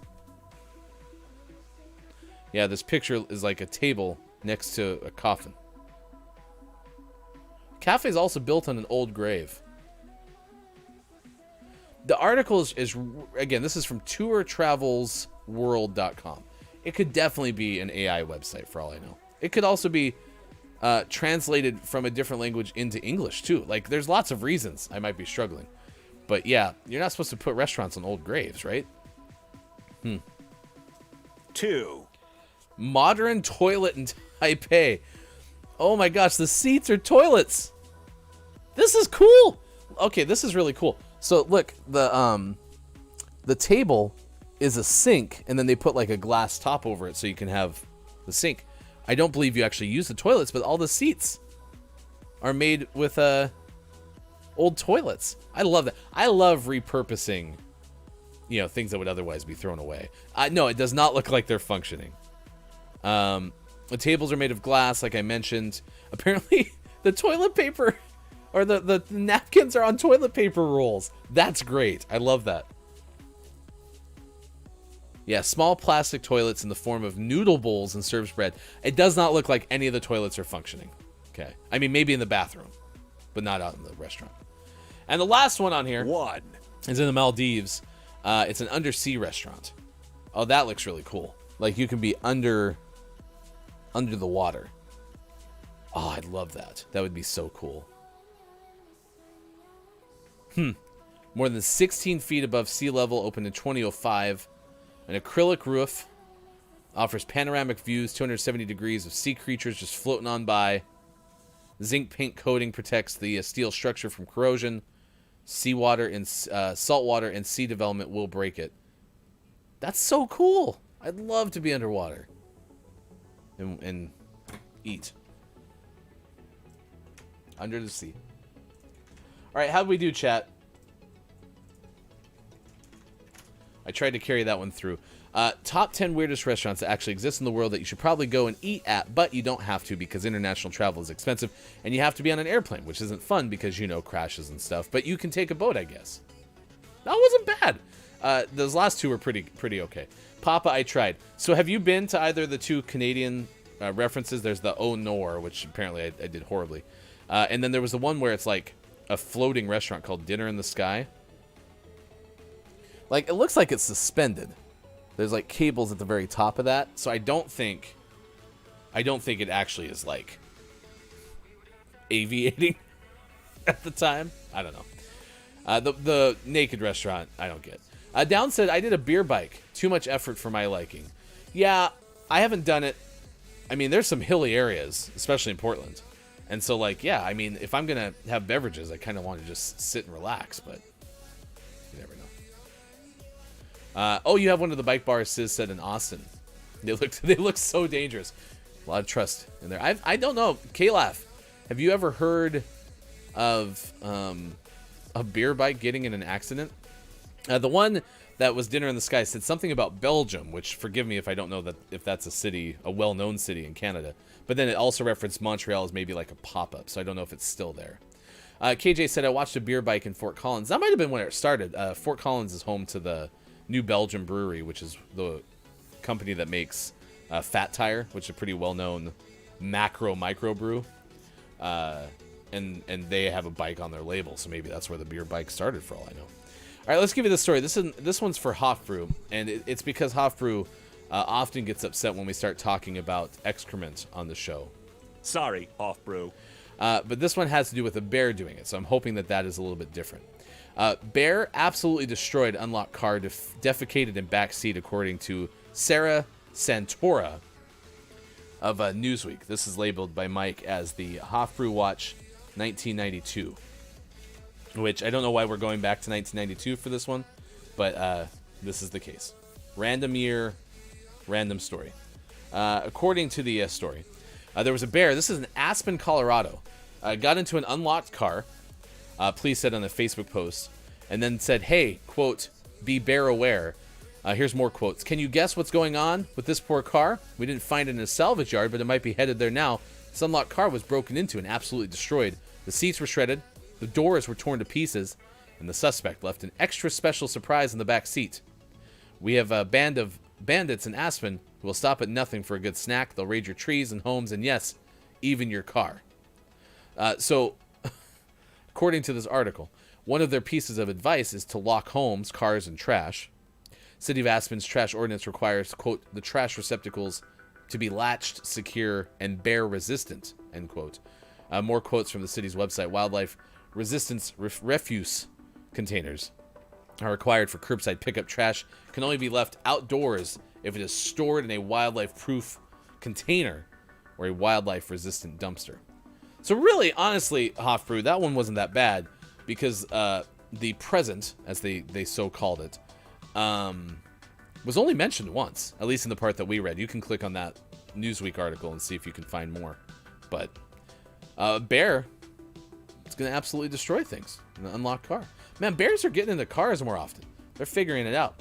Hey, we encourage you to hang out with us tomorrow over at Kim Chica's Twitch stream. It is Full Plate 2021.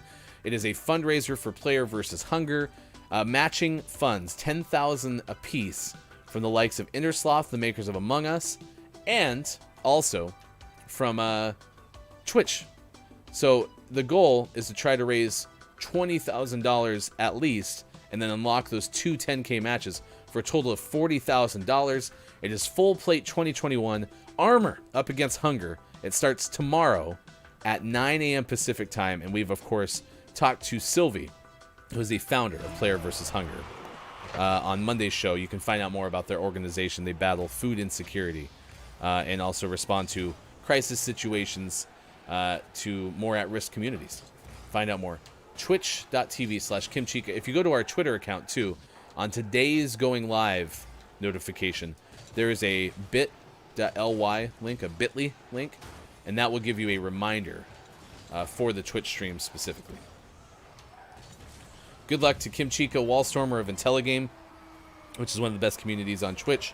They'll have a whole bunch of good guests. They're going to have Victoria, who's the community manager for Among Us play. Blessing from Kind of Funny's involved. I'm just trying to think of some of the names that I remember off the promo that they had on twitter.com/KimChica25. Yeah, if you just click that link that we have on our going live, there's a link to the tweet. So check it out tomorrow, 9 a.m. Pacific time. So that's 1 day, 1 hour, 15 minutes, and 12 seconds away. The quest to raise $40,000 for Player vs. Hunger starts tomorrow. Down spamming the bear emotes. I like your pink bear. The neon bear? That's pretty okay. We are going to have Bear after yesterday's performance. Everyone very much liked Bear's rendition of the Clip of the Day song. And so we are going to have Bear fully record us a Clip of the Day song so that we have that on a hotkey. I was also reminded yesterday on the way to this Andrea Bocelli concert that our friend Sports.Gaming recorded a cover of the Perry Grip hit Ween Arena for Austin Attack 12's Halloween party last weekend, and I hadn't heard it yet, and it was great. And so my hope is that Sean will make sure that we get access to it so we can play that during the breaks, because it was a really well done cover. Sean did like every layer of that cover by himself. It was great. Oh, you love it, Brandon. Ween Arena. Since an unusual dong. Dog. So spooky and long.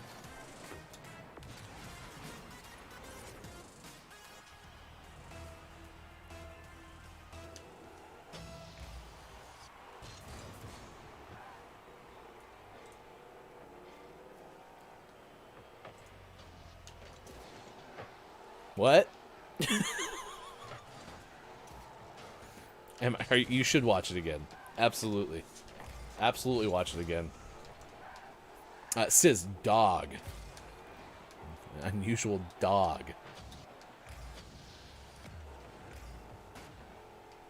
We got sports coming up next. Did I mention tomorrow is the Clip ME show? Let's say, for example, somebody was on stream and had a little bit of a slip of the tongue. Those kind of clips wind up on Clip ME, which is tomorrow, 10 a.m. Pacific time. You can find it at twitch.tv/ChrisME, as Chris plays just the clips. It's part of the Clip ME show.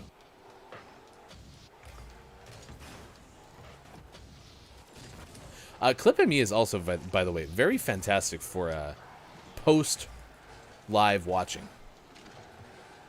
Yeah, wouldn't that, Sizz? Could you imagine?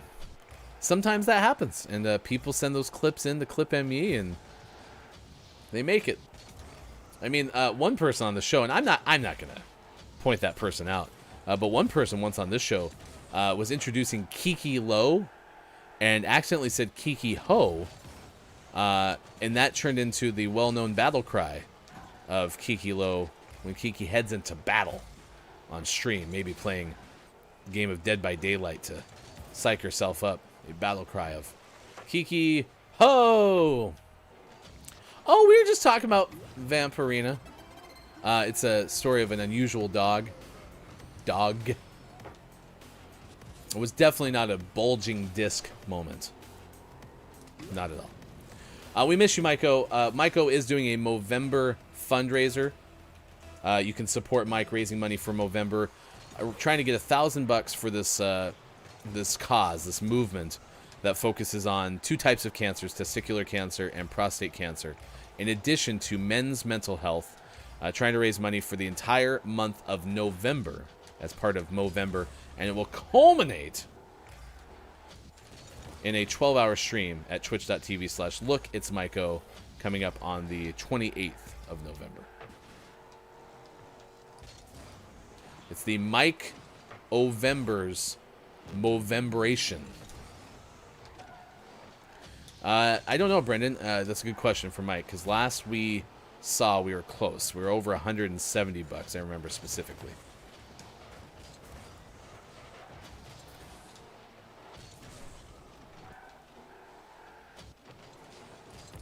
And Mike is continuously getting these questions about why Mike's mustache exists. Specifically to raise money for the cause. So, we're at 190 officially.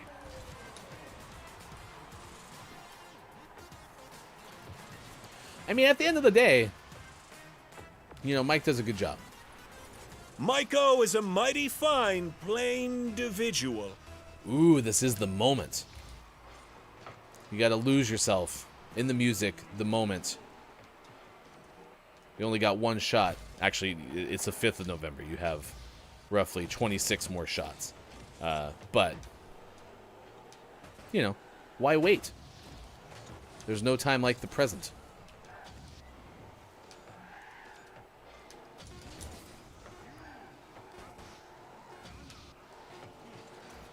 See, I feel like my teammate messed up there, but it doesn't matter because we're fine. We did it! We're one of life's winners, chat. Look at us. We did it. Thanks for being here. It is now 7:50 out on the West Coast. It is 10:50 out on the East. You are one of life's winners. And it's 2:50 for those watching GMS in the afternoon. No, I'm alone. Doodaloo-doo. Let's give you sports at 7:50.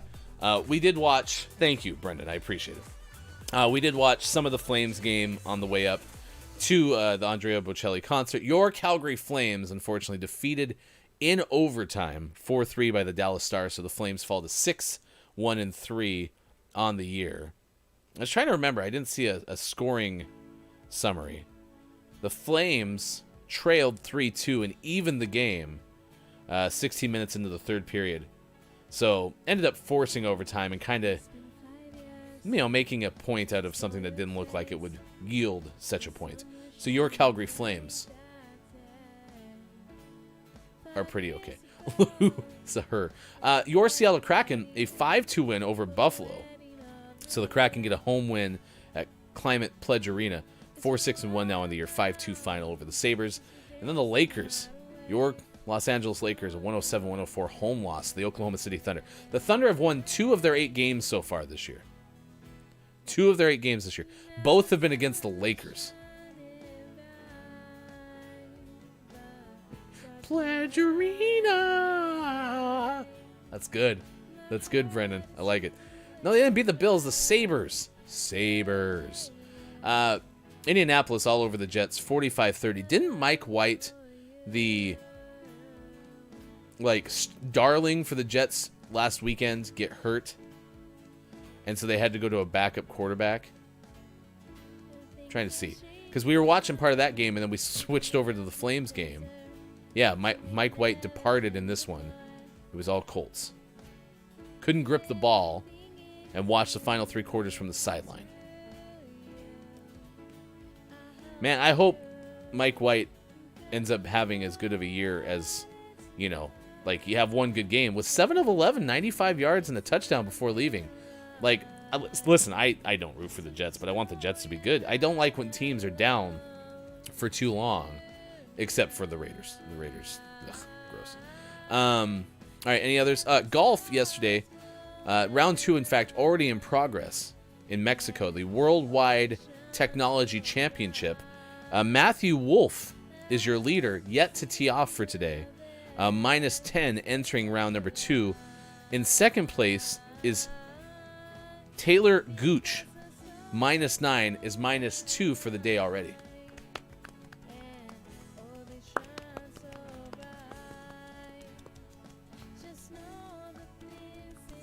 That's for you, K-Laugh.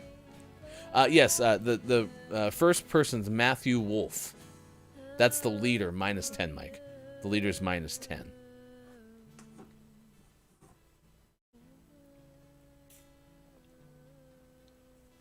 Yeah, it was a high-quality golf clap. Oh, you wanted second place. Oh, that was Taylor Gooch. Talorgooch. -2 through 6 holes today. Aaron Wise is 1 stroke back there of Gooch.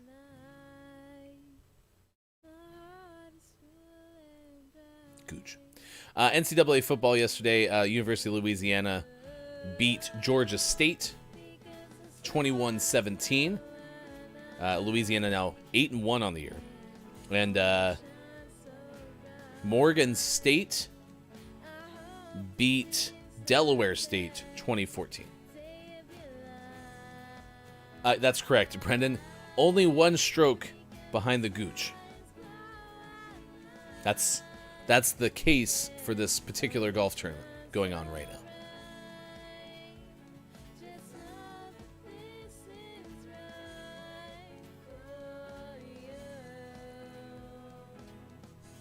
Good. Any other stories to share? We mentioned catcher Buster Posey of the Giants did retire. 12-year career with the Giants is over. Won 3 World Series. Part of the reason walking away at 34 is to spend more time with his 4 children, according to the Associated Press. Looking elsewhere. Jack Eichel, I believe, is the correct pronunciation of the former Buffalo Sabres captain. The trade has been approved. Vegas Golden Knights is where Eichel will be traded to. It was an 8-month feud, this according to the Associated Press, because Eichel wanted to have his neck repaired in a preferred way. It's a herniated disc, excuse me. This is the full second paragraph. A nasty public 8-month feud reached its conclusion on Thursday. The Sabres traded Eichel to Vegas, ending a stalemate over how to treat his neck injury.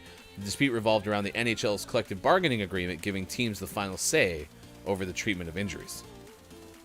So that's why they're finally on their way out.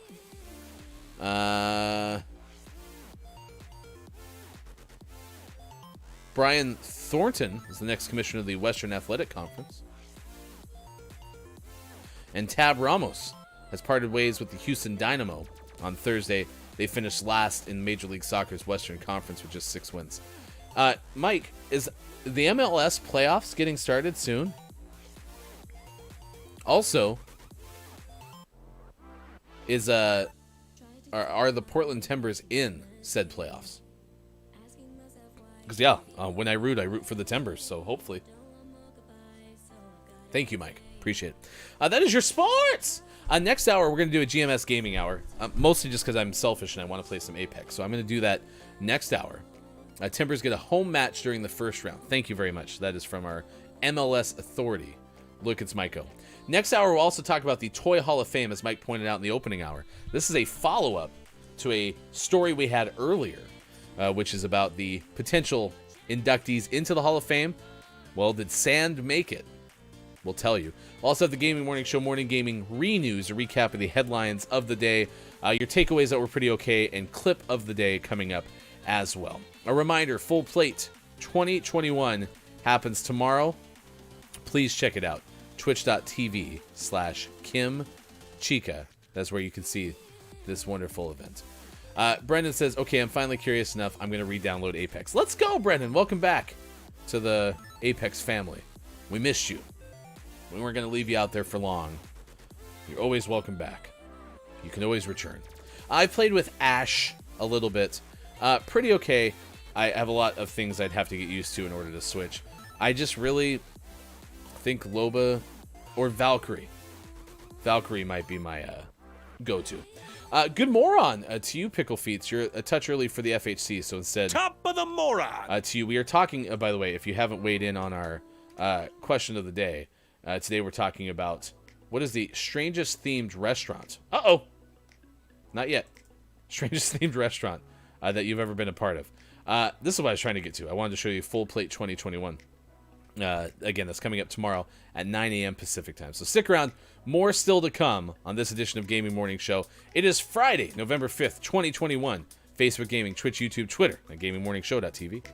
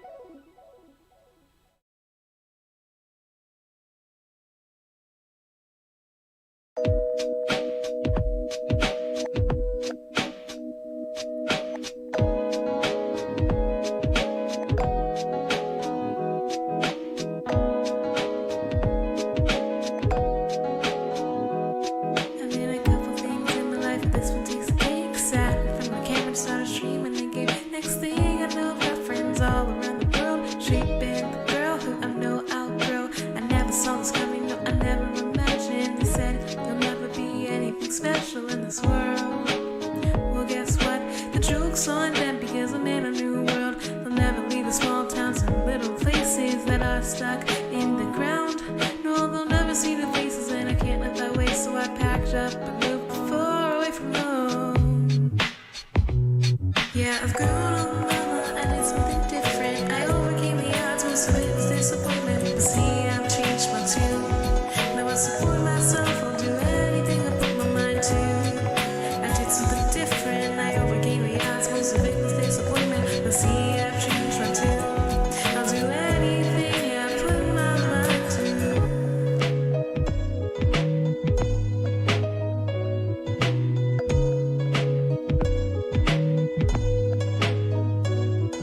Well, some try to say that it's hard to progress. Well, I'll beg to differ because I found the best people to teach me how to do it greater. People who remind me that I'm doing better. I've never seen such a change inside of me where I feel like I've come out of hiding. People say fear is the key to success, and I'm here to tell you that I'm crapping my pants. I never understood how people could love you, especially when they've never met you. But somehow they have changed my point of view. I'll spread love until it's an issue.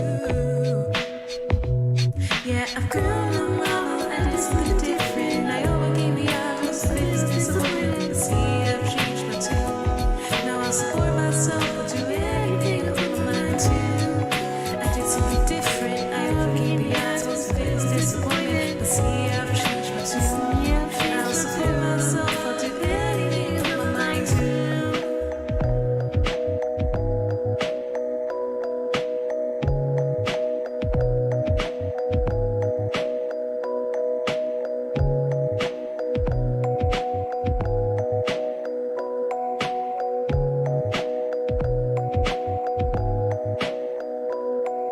You never know what will happen when you log in to see. No, you never know who you're gonna meet. You never know what will happen when you log in to see. No, you never know who you're gonna meet. Yeah, we've grown up now, we're doing things different. We overcame the odds, most of it was disappointment. You see, we've changed our tune. Now we support ourselves, so do anything we put our mind to. I did something different, I overcame the odds, most of it was disappointment. But see, I've changed my tune. I'll do anything I put my mind to. What is this? Gatling gun? There's a machine gun. Why can't I use it? I jumped. Neat. Well, now I'm over here. I'm outside. Ah, what the heck is that? No! Get away! No! No! What are you? No! I said. I said no. Everything's fine. Coming up on Gaming Morning Show, community games and GMS, Morning Gaming Renews. Get ready for your takeaways that were pretty okay and the clip of the day. Join our Discord and become a Patreon. Go to gms.watch and click on where to find GMS. And follow us on Twitter at WatchGMS. Nice. Time for hour number 3. Right now. Morning, gamer. I'm Hefty Goof. It is good to see everybody. Pickle Feets is here. Oh my gosh, Brendan_TTV. Look, it's Mike O, Kate Zaid, whole bunch of great folks. Sis has been here the majority of the show. We've been talking about oddly themed restaurants. Quiet I Am Gaming was here earlier. We had that. Holy cow, a lot of great people still with us on Facebook Gaming, Twitch, YouTube, Twitter, and at GamingMorningShow.tv. I am JF Downs. Last week of the odd daylight savings time pairing with the UK and the US. We're going to switch our clocks, falling back, coming up Saturday, as Saturday becomes Sunday, so early AM Sunday morning. Thank you for being here. Welcome in, Final Hour crew. Coming up, we will play some community games, as I mentioned. We also have the Gaming Morning Show Morning Gaming Renews and a story about sand. So that's coming up. Activating the GMS Gaming Hour. If you've never been here for a gaming hour, what that means is, well, a little bit more focus on the gameplay than normal, but we leave in the fun, all the good stuff. It's kind of like that story from Frozen. You know what I mean? Mules are better than horses. Maiko, don't you think that's true? I think Maiko does believe that that's true, so could be the case. Dr. Chick here with the FHC as well, and Pickle Feeds. Hello, FHC. Second person this morning that has been watching us. Who is probably in the shower. Chris M.E. style. Scott Chick earlier, first hour. 1HC was hanging out in the shower watching us. So, Chris, your tactics are rubbing off. Greetings, Final Hour crew ambassador Chris M.E. It is good to see you. Turn back an hour on Sunday. Yes, thank you very much, Dr. Chick. Appreciate that. Who else? Lady K. Yes, Lady K is still here. Had a fun fact earlier about a word that I could not say. The mispronunciation counter has been pretty active today. We're up to 120 lifetime, and I think that might be kind of low, all things considered. I am Hefty Goof. We're going to play some Apex Legends this morning, and then at 8:20 we'll do the community games. I don't know. We had fun playing Gartic the other day, but it took forever. So we could do Gartic, we could do Google Feud, or we could do Words on Stream. We haven't done Words on Stream in quite a while as well. Maiko says, I chuckle when Bob says my name. It makes me feel so famous. Bob says your name all the time. And look, it's Mike O. I mean, it's just nonstop, if you think about it. Mike, unmute your microphone. Thanks a lot, Mike. Mike, we would certainly appreciate it if you unmute your microphone. Thank you in job advance. number 4073. Oh, you're pretty famous. You're not famous, Mike, so you have that going for you, which is pretty okay, I guess. Yeah, the word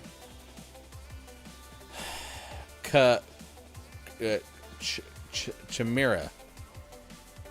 Oh. Brendan, you talking about Mike, dad of the internet? Right. Look, it's Mike O. He was just on Dan Patrick like 9 minutes ago. The Dan Patrick Show, 6 to 9 a.m. Pacific time on Fox Sports Radio and wherever radio is sold. There you go. Mike, you're a co-host of the widely popular gaming morning show. Tell him about it. Chris M.E. Welcome in with the Final Hour crew. John, Forgiven John is here. Hello, FHC. It's good to see you. Happy Friday, lurkin' and workin'. So hope you have a great stream. Listen, I think the phonetics doesn't really help me, to be honest, Lady K, but I'll try. Chimera. Oh, I did pretty good there. That's not bad. Our topic of the day has to do with the strangest theme that you've ever seen for a restaurant. What is the strangest theme that you've ever seen for a restaurant? Let us know in chat.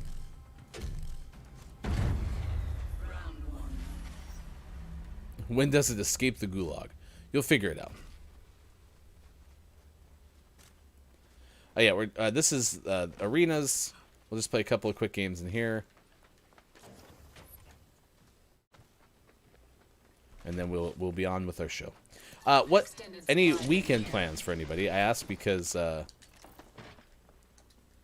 I went to Andrea Bocelli yesterday, and it was fun. We had a good time. Hung out with the father-in-law and mom-in-law. It was pretty okay. Recharging shields. And then the kind of honorable mention, the unexpected part for sure of it was Lauren Allred, who sang Never Enough in The Greatest Showman, which was a Hugh Jackman show and was epic. Was there, did a duet with Andrea, and then sang Never Enough solo, and it was epic. And I did not, Sis, you hear me? I did not record the whole thing, because that's not okay. I definitely did not record the whole thing. Why would I? Oh, you're tethered.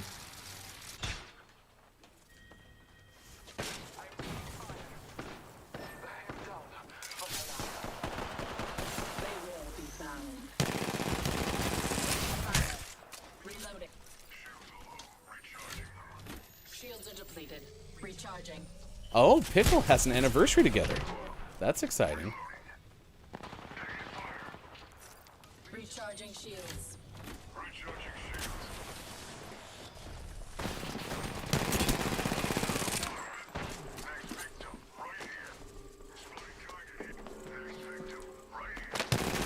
Oh my gosh, Ryan hit some shots.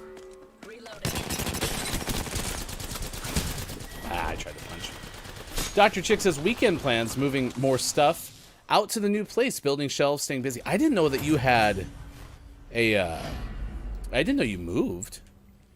Well, congratulations. Nice work. All right. I don't really think this is, I don't think the little phase breach here is that useful in arenas, to be honest. So.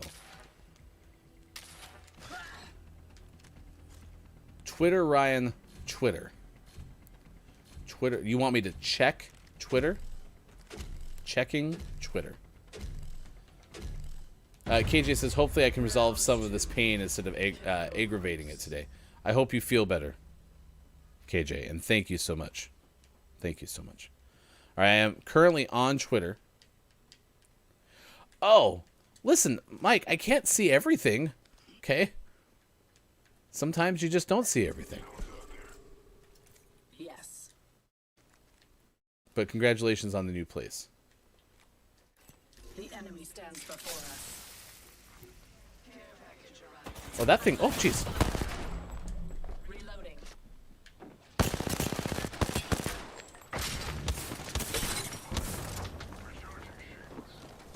Oh, gosh. Shield. Reloading.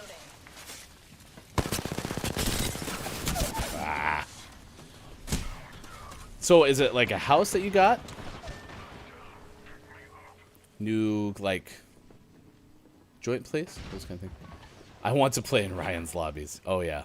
This is the place to be, Downs. Enemy close. It seems you cannot be taught. Oh, it's a mouse. Disappoint. So violent. Yeah, Pickle, have fun on your anniversary. For sure. What does the phase thingy do? It's a one-way portal, so unlike Wraiths, you cannot go back and forth through it.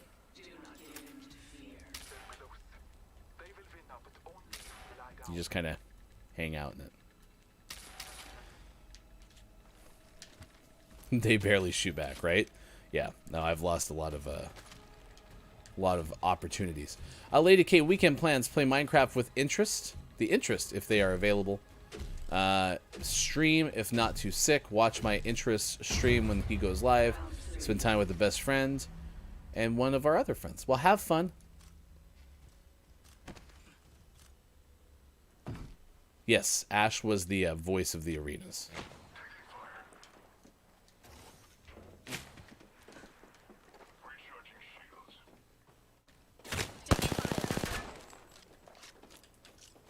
Frag out. Recharging.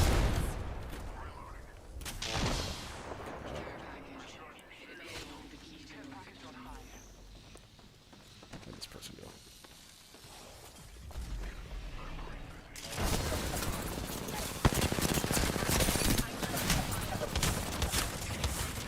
Oh my gosh.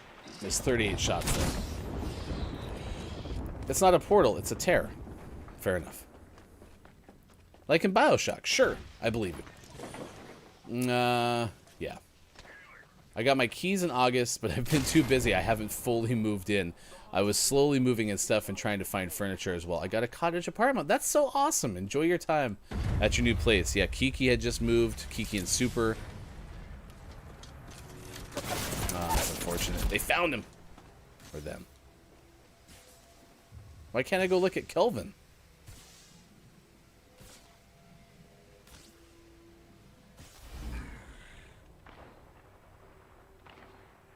Oh, for sure, Dr. Chick. Absolutely.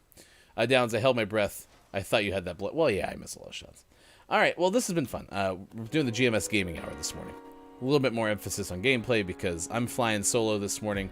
Maiko, unfortunately, had some tough times at work today, so give Maiko some love in the chat this morning. Make Maiko feel better, like Maiko makes us feel in the morning. All right, it is now 8:17 West Coast, is 11:17 out east, and for the last time this week, I can tell you it's 3:17 for those watching GMS in the afternoon, because next week we'll be back to our standard time in the UK, which will be awesome. We have a whole bunch of folks who are streaming later on today. Of course, tomorrow it is Kate Zade's stream starting at 7:30 a.m. Pacific time. You have the Clip ME show hosted by Chris ME at 10 a.m. Pacific time. And then I know Brendan is going tomorrow at 2 p.m. Pacific time. If you would like to check it out, you can. Those are the links. And if anyone else is streaming, let us know either here in the chat or in Discord, as the Lady K mentioned too. Lady K might be streaming later on today as well. K-Laugh at Look It's Might Go and others. Deep Rock Galactic is 50% off in celebration of the new update, which, by the way, is fantastic. This is going to be like that Twilight thing, isn't it? Where my wife looked at me, I don't know, 80 years ago, and was like, hey, we're going to go watch a movie called Twilight. I was like, oh, what's that about? She goes, it's about like vampires and werewolves or something. It's like, oh, okay, cool. I never heard of it. Go watch the first one, leave the movie theater, and then look around everywhere, and all I see is Twilight. There's billboards. Like, I had been oblivious to this movie that I should have noticed. So, and he would imagine I would have heard about the books beforehand, too. So now that's going to happen with Deep Rock Galactic. Everywhere I go, I'm going to see it for the rest of my life. Hope it's fun. Is it a Steam game? Can you play it on a console? Let us know. This goes out to Scott Chick. Who's got the cutest pet on the internet? I have this one, so cute. Arturo's doing pretty okay, in case you were wondering, by the way. All right, we have a story. This comes from the New York Daily News. Joseph Wilkinson has the story. And Mike mentioned this in the first hour. A couple months ago, if not longer, maybe half a year ago. We told you that some of the toys that were finalists for the Toy Hall of Fame were announced. Some of the finalists included things like Battleship, there was Billiards, Cabbage Patch Kids, Fisher-Price, Corn Popper, and others. Were just like some of the finalists that were there. One of them was Sand. Sand was one of the ones. And despite the fact, as the author Joseph Wilkinson writes, that it's coarse, rough, and irritating and gets everywhere, Sand made it. Sand was inducted into the Toy Hall of Fame. Congratulations to Sand. I hope your acceptance speech didn't take too long based on the sand in the hourglass timing it. American Girl Dolls and the board game Risk were also inducted. This is at the Hall of Fame that's in Rochester, New York. It sits inside the Strong Museum of Play. This quote, Sand has a global reach that most toy manufacturers would envy, museum curator Christopher Bench said in a press release. It's been a vehicle for play since prehistory, and everyone who has spent a day at the beach can understand the allure of the toy.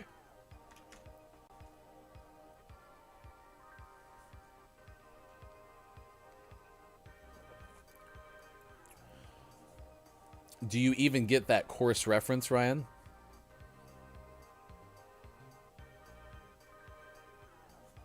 Big ups to Sand, says Brendan. Lady Kate, without Sand, glass would never have been discovered. Well, all I can say about Sand is it's tough enough when toys have to dune it alone. It's well dune by Sand to get into the Toy Hall of Fame.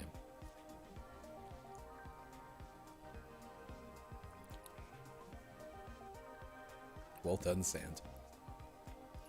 Brendan says, this game that we're talking about, Deep Rock Galactic or whatever, is on both Steam and Xbox Game Pass, but there's no crossplay. That was from Chris M.E., excuse me, because Brendan did point it was out on Game Pass. So there you go. Get a second use out of that month. That's true. I could do that.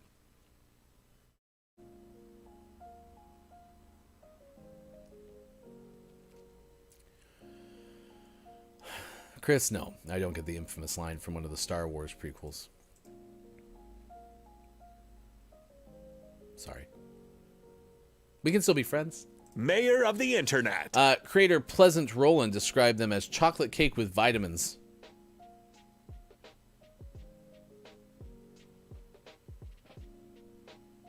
What?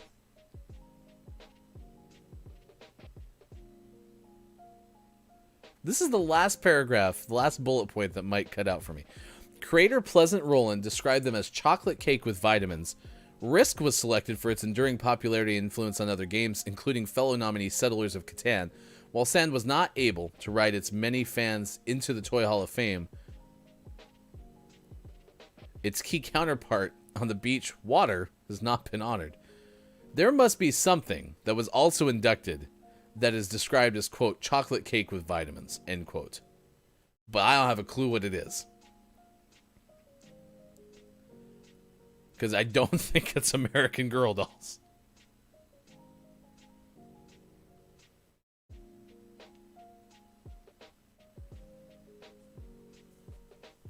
Yeah, Sis, I don't think it's referencing sand.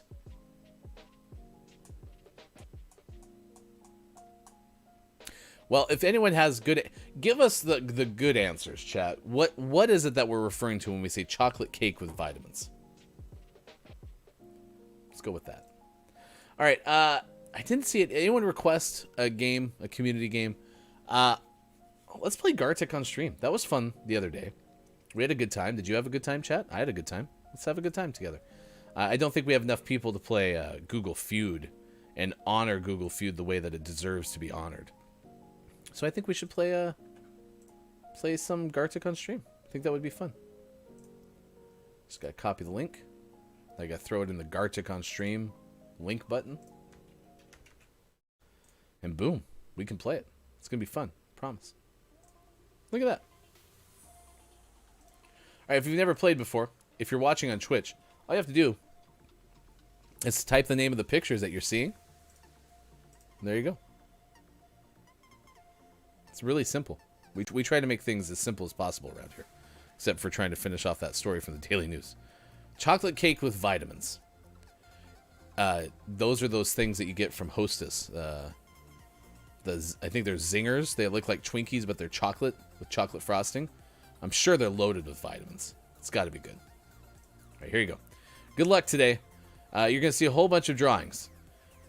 It's a 3x3 grid. Once you know the thing that you're looking for, type them in. And maybe you'll help us get to the next level. See, I thought ho-hos were like the cupcake things. Chris answering the question of the day, which is what's an odd-themed restaurant that you've seen before. Chris said, I used to really like the submarine-themed restaurant chain called Dive as a kid. Nothing about its food was about submarines. Just had an aesthetic choice. We had that in the top 10 list that Mike found us from travelsomethingworlds.com or something. And it was like an underwater restaurant. That sounds epic. I would go to that in a heartbeat. Did someone try compact disc? All right, CD it was. Look, it's Mike O'God. The top middle might be a good one. I'm trying to avoid giving away spoilers early on because I acknowledge the fact that I'm much farther ahead in our coverage. Compact disc. Scissors. Sizz. Oh, that right side one. Let me see what it looks like on stream. Okay, mattress. Good job, Sizz. I was going to say, I think we had sheet the other day. Sheet.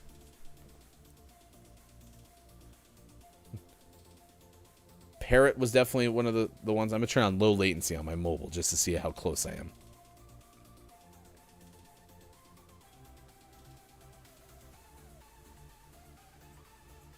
So I'm about 7 seconds ahead of y'all. So I won't spoil too much. You already have guessed 11 out of 7, now 12 out of 7. You're cracked, chat. We're easily going to be moving on to another level. Yeah, take it to another level, chat. Nice work. 12 of 7 unless some more hit here later. They did not. And your leader, as we got a 3-star round and skip all the way to level 4, is Look, It's Mike O and I am JF Downs. They're tied at 4 stars apiece. That's a very impressive opening drive by both of you.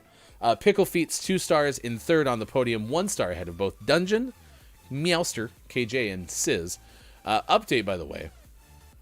This is an update from Kalaf. You had asked, Ryan, how much time has Gooch spent in the sand? As you know, in golf, sand is a synonym for a bunker or sand trap.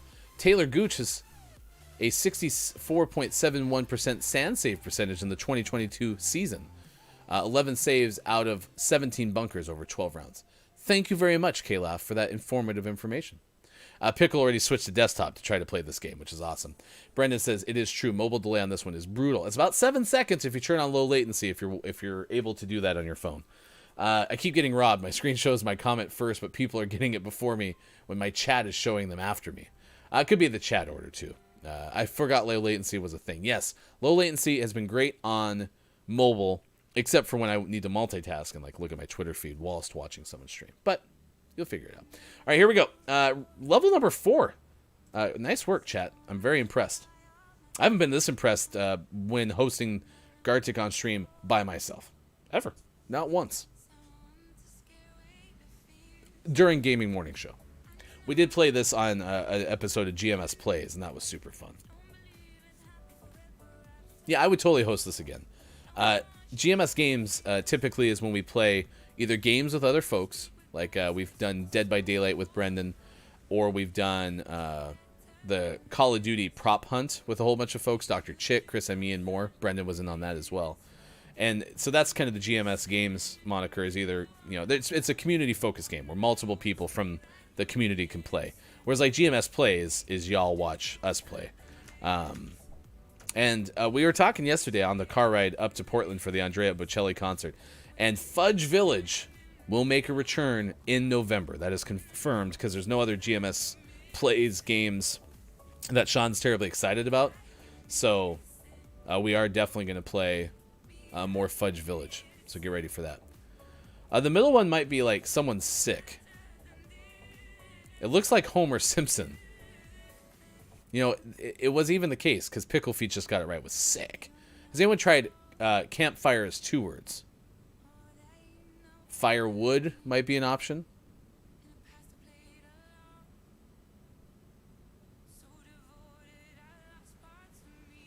Flame. Flames. Fire. Has anyone just tried fire? Ooh, koi fish was a good guess on the left middle. If anyone types in calculator, you might have a shot. Calculator.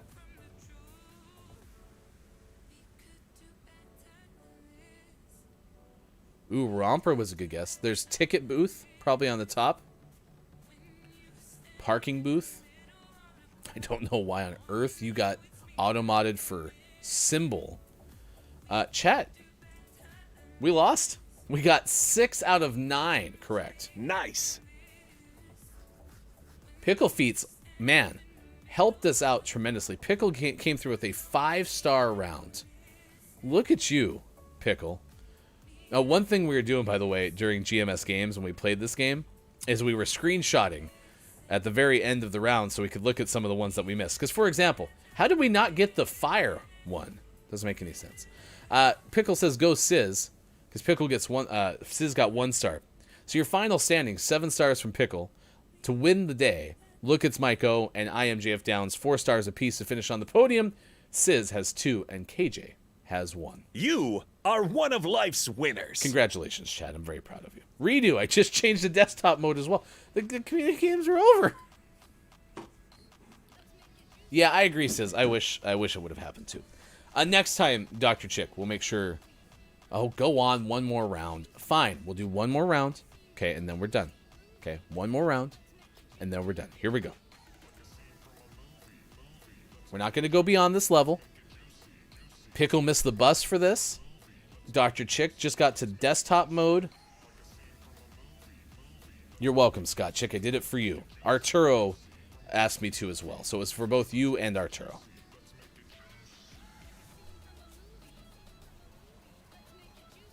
Make me proud.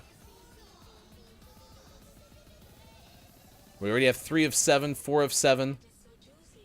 Everyone's bringing their A game now. Bonus Gartic on stream.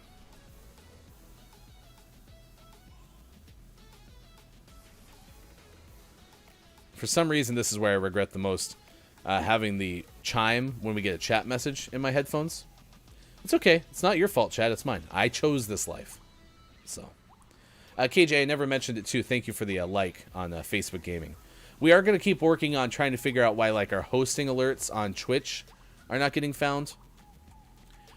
Passenger might be the bottom right. Passenger might be the bottom right. Scarecrow maybe the middle right.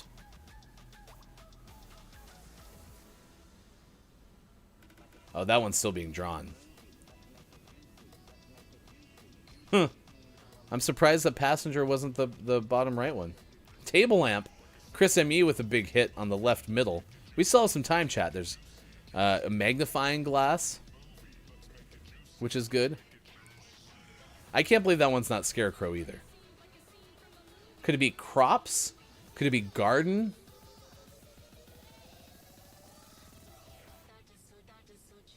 And how is the middle bottom not magnifying glass?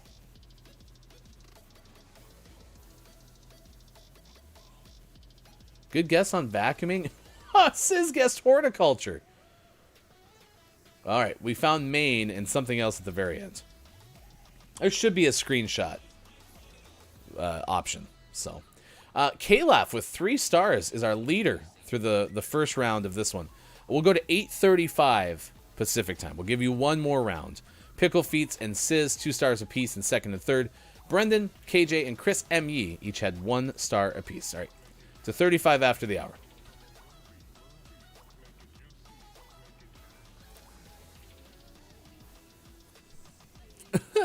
K-Laugh was, I was looking up sand save percentage stats last game. Get Brendan, if I get 1, I end up being pretty happy. Who's not better on desktop? Yeah, I think the game is has something out for Lady K today. Because Lady K is guessing some stuff. It's not registering. Someone's fishing. Ooh, cash register. Nice guess. There's Lady K. We got one. Cracked. I like how KJ, it auto-corrected you from hammock to hammopick.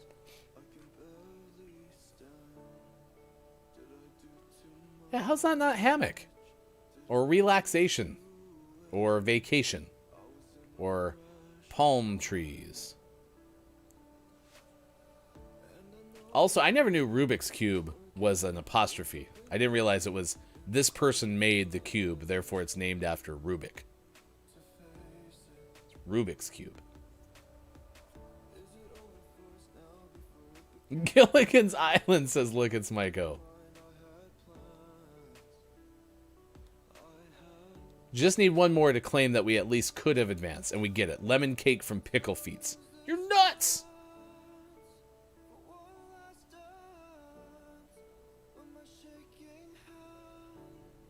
I can barely breathe.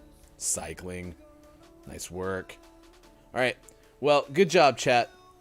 You worked hard on it today. You demanded an extra go about it, and we gave you 2 bonus rounds. We're going to call that... we reached level 9 today. Let's just go with level 9. I think we hit level 5 at one point. We're going to go to level 4. Let's just call it level 9. Level 9. Good job. 3 stars from Sis. 2 from Pickle Feets. K-Laugh, Lady K, Mike O, and Chris M.E. each had 1 in that final round. Yes, KJ, nice job, chat. Very proud of y'all. Sis wins the second version of this game. 5 stars. Pickle Feets finishes in second, tied with K-Laugh at 4 stars apiece. Chris M.E. off the podium narrowly with 2 stars. Listen, I'll just keep the game up for next time we play Words on Stream. We'll just pick up right where we left off. I'm sure that'll absolutely work. Because my computer's ultra reliable. All right, Gaming Morning Show, Morning Gaming Renews coming up in just a little bit. We'll also tell you about a 17-pound potato named Doug. That's on the way. It's Love Your Red Hair Day, Love Your Lawyer Day, Fountain Pen Day, Gunpowder Day, Donut Day, which Mike helped us understand. The other one is in June. National Jersey Friday, which is not about New Jersey, but it is about, like, uniforms. Sports. Commercial TV Broadcast Day, Firewood Day, Guy Fawkes Day. We learned this in the first hour that I'm not going to try to pronounce the right way to say it. Guy Fawkes Day. That's closer. World Tsunami Awareness Day as well. Those are some of the days today. Lady K, hey, my red hair day. My red hair is dyed it. Well, you know what? Love it today. Even if it's not your natural hair color. It is part of it. Dr. Chick, yum, donut day. Time to get some Krispy Kreme. You know, Donut Day is a pretty okay day, and I'm happy that there's multiple of them each year because, I mean, come on. Pickle feet. Doug's sounds delicious. It's good. Quiet I'm Gaming. Goy Folks. I do rather love a natural redhead, too. I'm trying to think. I don't know if I know too many natural redheads in my life. Have a lovely day and weekend. Time to go to work. We'll be lurking in audio-only mode. Thank you, KJ, so much. And like I said, if you're watching on Twitch this morning, we will send you somewhere after the show. Scott Chick. Oh, come on! I jumped out of the shower to help you with your pronunciation. You did, Scott Chick. And that was very noble of you, and I'm very thankful for that. However, I have a short-term memory, and so I didn't write it down. Oh wait, this is what this thing can do. I can click here and see your messages, and I can go back up here and have to wade through all of the guesses. You jumped out and you said it's pronounced like Fox. Okay, back in the shower. Guy Fox. Fox. Krispy Kreme is still giving out free donuts if you show your vaccine card. Wow. That's very kind of them. All right. We're going to try to do better than last time. We'll see. We'll see if it works. We're going to play a quick game of arenas. This will probably be the last game of the day. And then we'll head out to the Gaming Morning Show Morning Gaming Renews, which will be exciting. Guy Fox. I am actually going to watch a football game this weekend on Fox.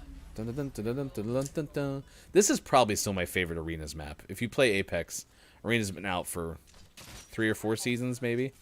And I still think this is my favorite map.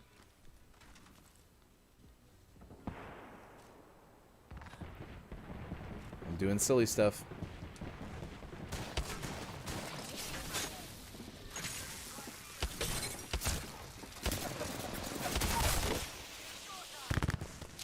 I'm in a little bit of trouble. I don't like the fuse thing. Feels like it got an upgrade. Like, it seems like it's so damaging now. Oops, that's a picture.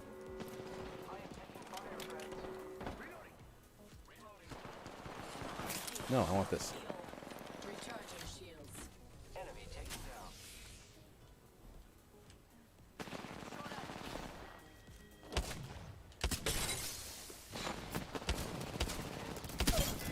There we go.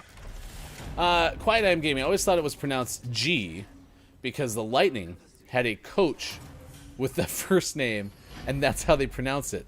But he might have also been French, and they do some weird stuff. So this is going back to Guy Fox because you're talking about the Tampa Bay Lightning. I'm assuming, hence your love for Tampa Bay. Or as they call it, Championship Bay now? I don't really remember. But yeah, that could be the case. Lady Kate, actually the Fox pronunciation is the Scottish way. That's not how it is. So it's not without a Scottish accent, but listen, I'm just trying my best, chat. Yeah, Champa Bay. That's what you guys all call it. Yeah, Champa Bay. Krispy Kreme is fine. We had Krispy Kreme donuts the other day at Sean's house, and they were pretty okay. Did you know the scientific term for your booty crack is your intellectual cleft? Okay. I have no way to validate that. I bet they're on the other side.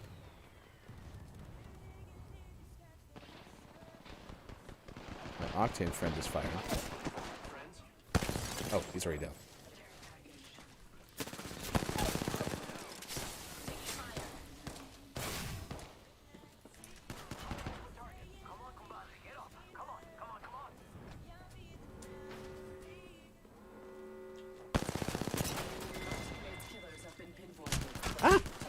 I got sandwiched.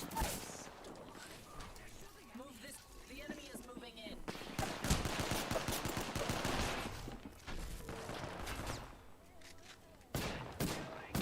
You got this. Ah, we lost. Pickle says, so if I was a doctor, I'd say I have a high set. Did I say intellectual cleft? Intergluteal cleft. Ah! I was so wrong. Intergluteal cleft, not intellectual cleft. Intergluteal. Probably. K-Laugh. Probably. Oh my gosh. E-me. can't afford a grenade. I'm talking about my brain crack. That's funny. Oh my gosh. It's been a lot. Listen, I got like 4 hours of sleep. I'm trying to play a game. I'm tired. It's been a long week. We've done pretty okay, to be honest. I'd like to climb the wall, please. Thank you.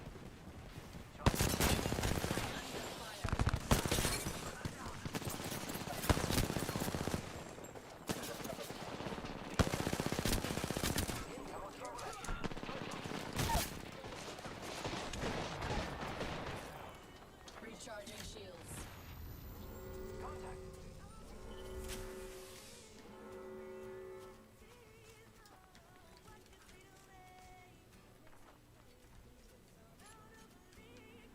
Oh.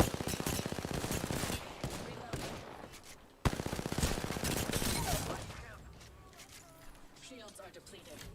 Recharging. Reloading. Oh, that's its decoy. Ah, I lost.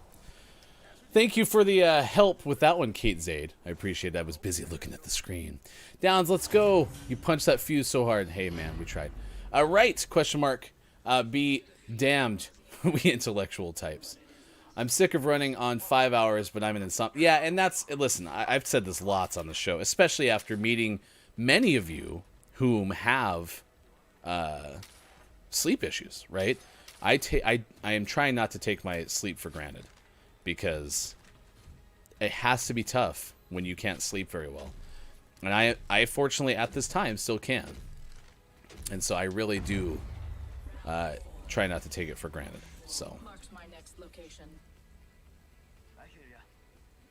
good morning to you, Gay Pride. Thank you for being here. Our topic of the day. Oh, Superphonic is here too. Almost got the 1v3. Yeah. I mean, it just feels good to be playing the game again. Like I have not had enough time to play in the fall.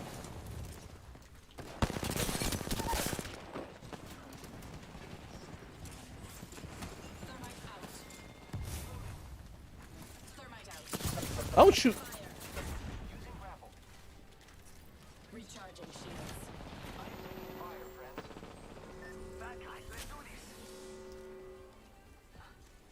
I might be able to angle this person. This is gonna be great.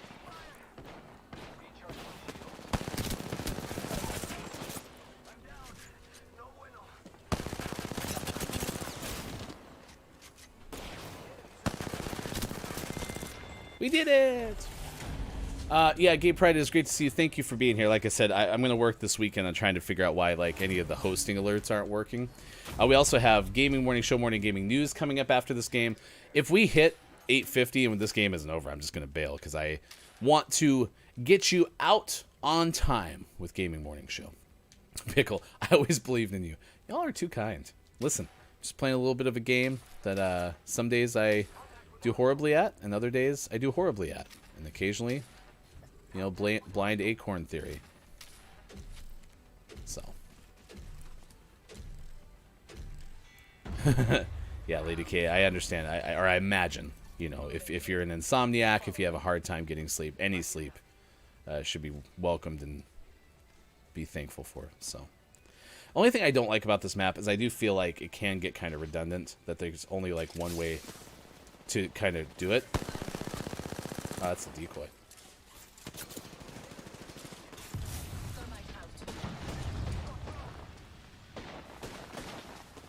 Ah.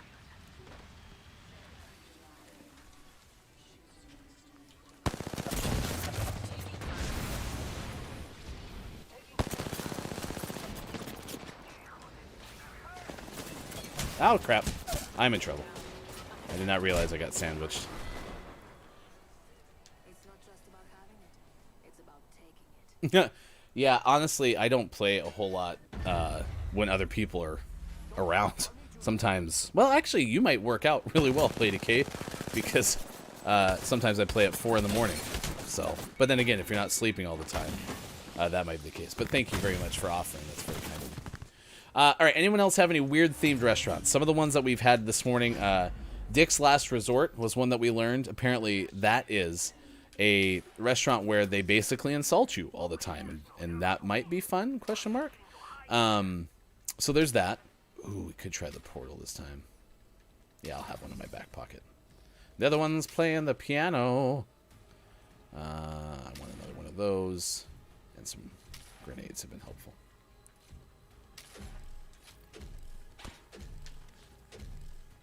Ed DeVivix? Is that an... What is with the insult restaurants? I don't understand the premise. Well, I understand the premise. I don't understand the appeal. Yeah, I just don't get it. So there's that. Time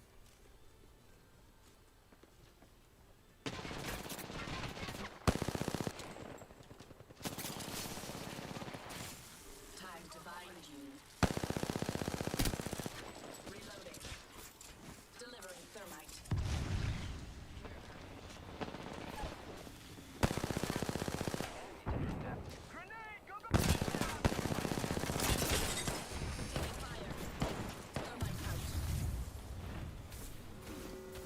That's unfortunate that I touched my own thermite.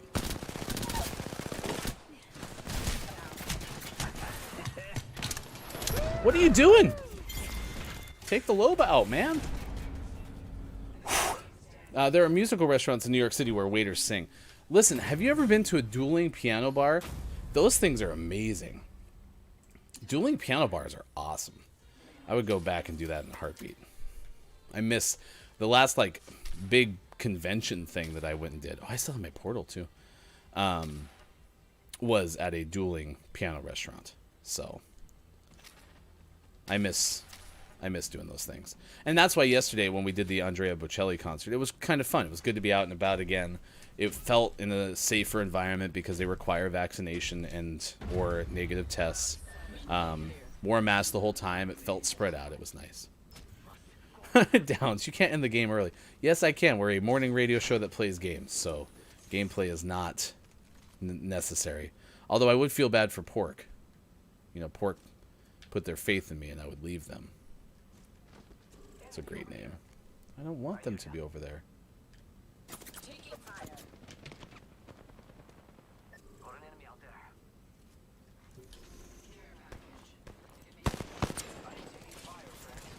Thermite out. Thermite out.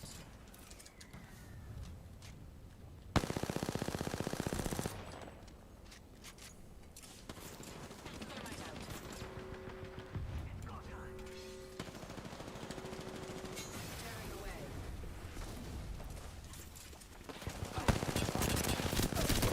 Reloading.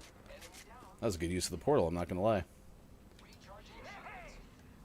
And listen, I never hear footsteps, but it's really hard in the stream setup to hear footsteps. The other people? Oh.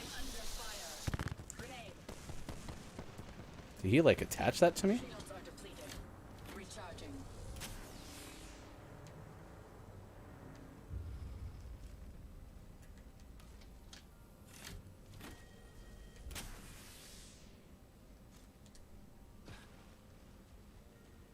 Sorry, I'm looking for people.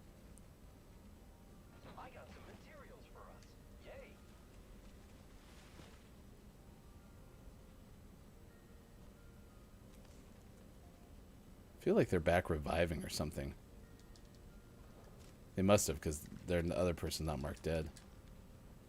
Repairing. Oh look, someone wandered into our safe space.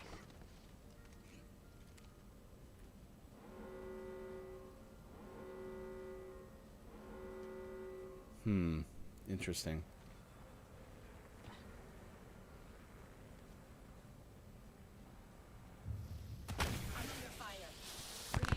So sick of that fuse thing, man. Scared the heck out of me. They're not scared. They're invisible, but they're not scared. I do feel like we're playing like a try to find the horror movie killer, right? Or I feel like I'm doing SWAT right now, like clear.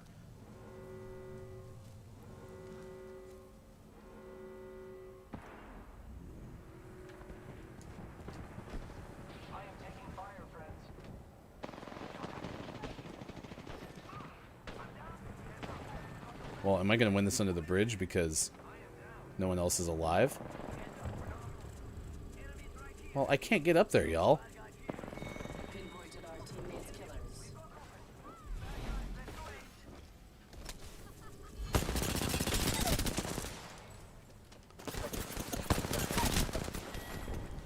What a weird tactic. You got to be kidding me. All right. It was fun. We'll never know. Downs.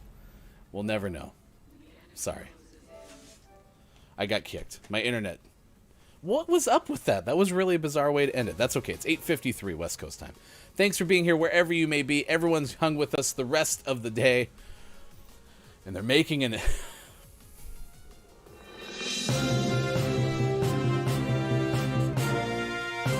This just into Gaming Morning Show. Look, It's Mike O says they're making a Sister Act 3. Thank you, Look, It's Mike O. It's probably some of the best news that we've heard in the last 3 hours of show. Sister Act 3, coming to a movie theater near you. All right, I am Hefty Goof. New Zealand, 17-pound potato. They ended up naming it Doug. Colin and Donna Craig Brown said they initially weren't sure what they had discovered a few inches in the dirt in their garden, and then ended up turning out to be a 17.4-pound potato. This according to Ben Hooper of UPI. Must have been growing in their garden for a couple of years. The couple applied to have the potato, which they dubbed Doug, recognized as the world's largest by the Guinness World Records. Apparently, that is no longer breaking news. Quiet says, oh yeah, that was announced a while ago. I think it's going to be a Disney Plus thing only. Zev said, I missed the first part of the show. Start over. Absolutely. What we do here, though, is we just say, Hello, FHC. welcome in the final hour crew. It is good to see you. I am Hefty Goof, running solo the final 2 hours. That's okay. We will have Mike O and Sean back on Monday. And next week, y'all, we get an Austin show because one of the days next week is a day off from school. And that is very exciting. So can't wait to have Austin back with us on Gaming Morning Show. All right, let's do your Gaming Morning Show morning gaming re-news. If you missed any of the headlines from the day, you can always go to our Twitter @WatchGMS and search #GMS Morning Gaming News. So that is an option if you would like to check that out. Here are the headlines from Game Informer's Wesley LeBlanc. Konami's eFootball 2022 1.0 launch has been delayed till 2022. Apparently this is a FIFA rival. Okay? And it was supposed to come out sooner. It's now going to come out later. So there you go. There's some information that you needed to know. All right. Bungie is donating a pride pin. Listen to this. This is good. Bungie is the maker of Destiny, which I learned in the first hour. Is donating pride pin profits to Trans Lifeline this November. That's according to Ed Nightingale of Eurogamer. I've seen many folks raise funds for Trans Lifeline. Very worthy cause. And this is one way to do it, through this Bungie pride pin. All these links, again, if you want to, like, for example, buy the pin, it's on our Twitter @WatchGMS. And then Senior Couple, this is a great story. Senior Couple, who was having trouble with The Last of Us Part 2, sought help on Craigslist, and they actually found someone. This is from Kotaku's Isaiah Colbert. How cool is that? They actually ended up finding somebody who could help them out with this game.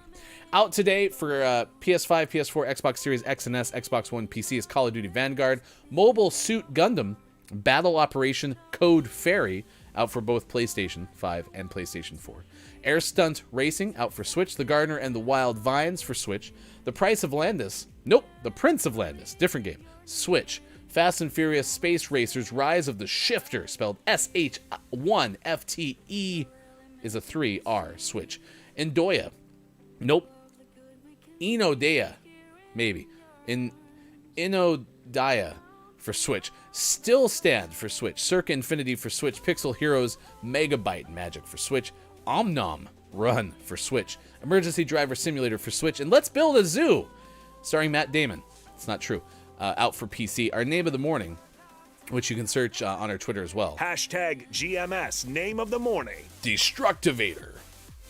SE, out today for Switch. All right, get ready for your takeaways that were pretty okay, chat. Also have your Billy Thundergun winner in just a moment as well. It's time for the clip of the day. The clip of the day. Here it is. It's the clip of the day. Toot toot. Who knows? Hopefully one of us.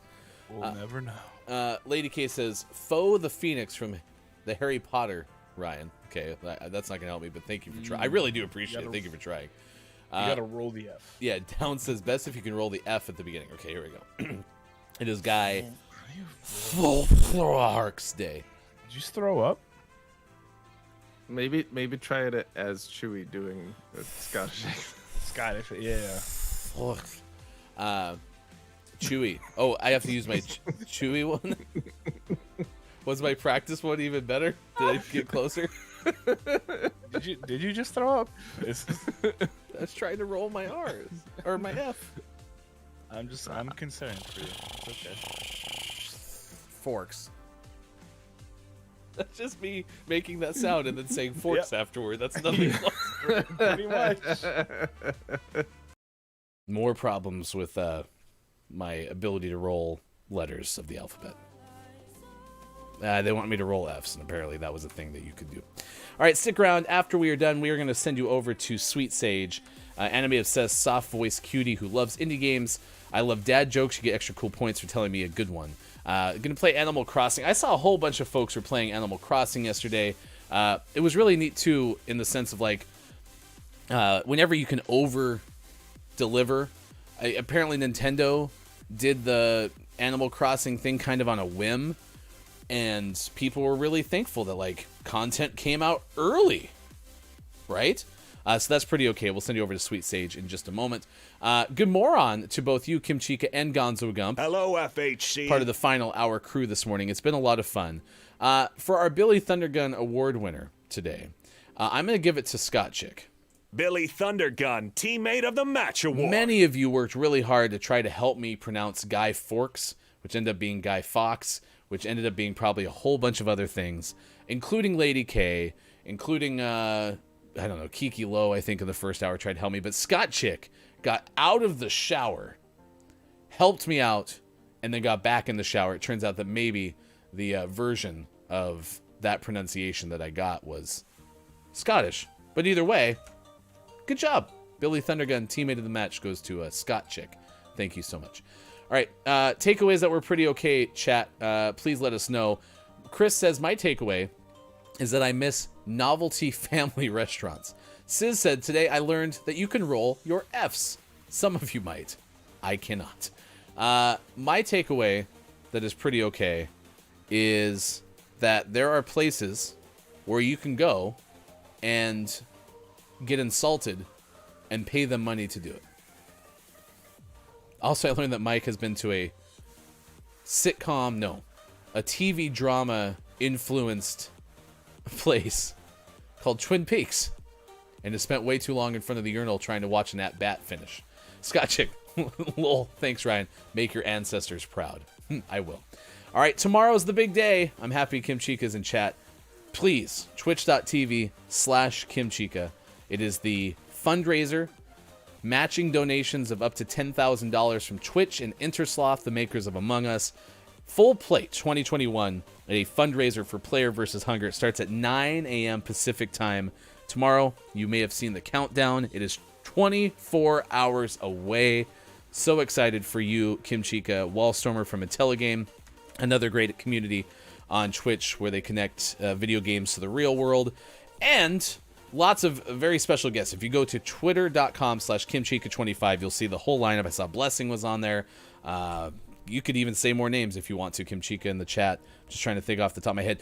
Victoria from the community manager for Among Us, I know was on there. Many others. Check it out tomorrow, 9 a.m. Pacific time. Try to help us raise $40,000 for Player vs. Hunger. And if you missed any of our interview with the founder and CEO of Player vs. Hunger, Sylvie, on Monday's edition of Gaming Morning Show, you can find it on our YouTube page at youtube.com/Gaming Morning Show. I am Hefty Goof. For Mike, for Sean, for Austin, for everyone who was here today, thank you, especially when I have to run solo for the final 2 hours, for hanging out with me, watching me play some Apex, talking about fun stories, and of course, doing the Gartic on stream. It was fun. I'm going to miss you, but I'll see you again on Monday, like we do Monday through Friday, 6 to 9 a.m. Pacific time on Facebook Gaming, Twitch, YouTube, Twitter, GamingMorningShow.tv.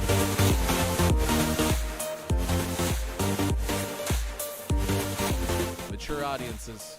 Mature audiences. We're going to mature audiences. Be prepared.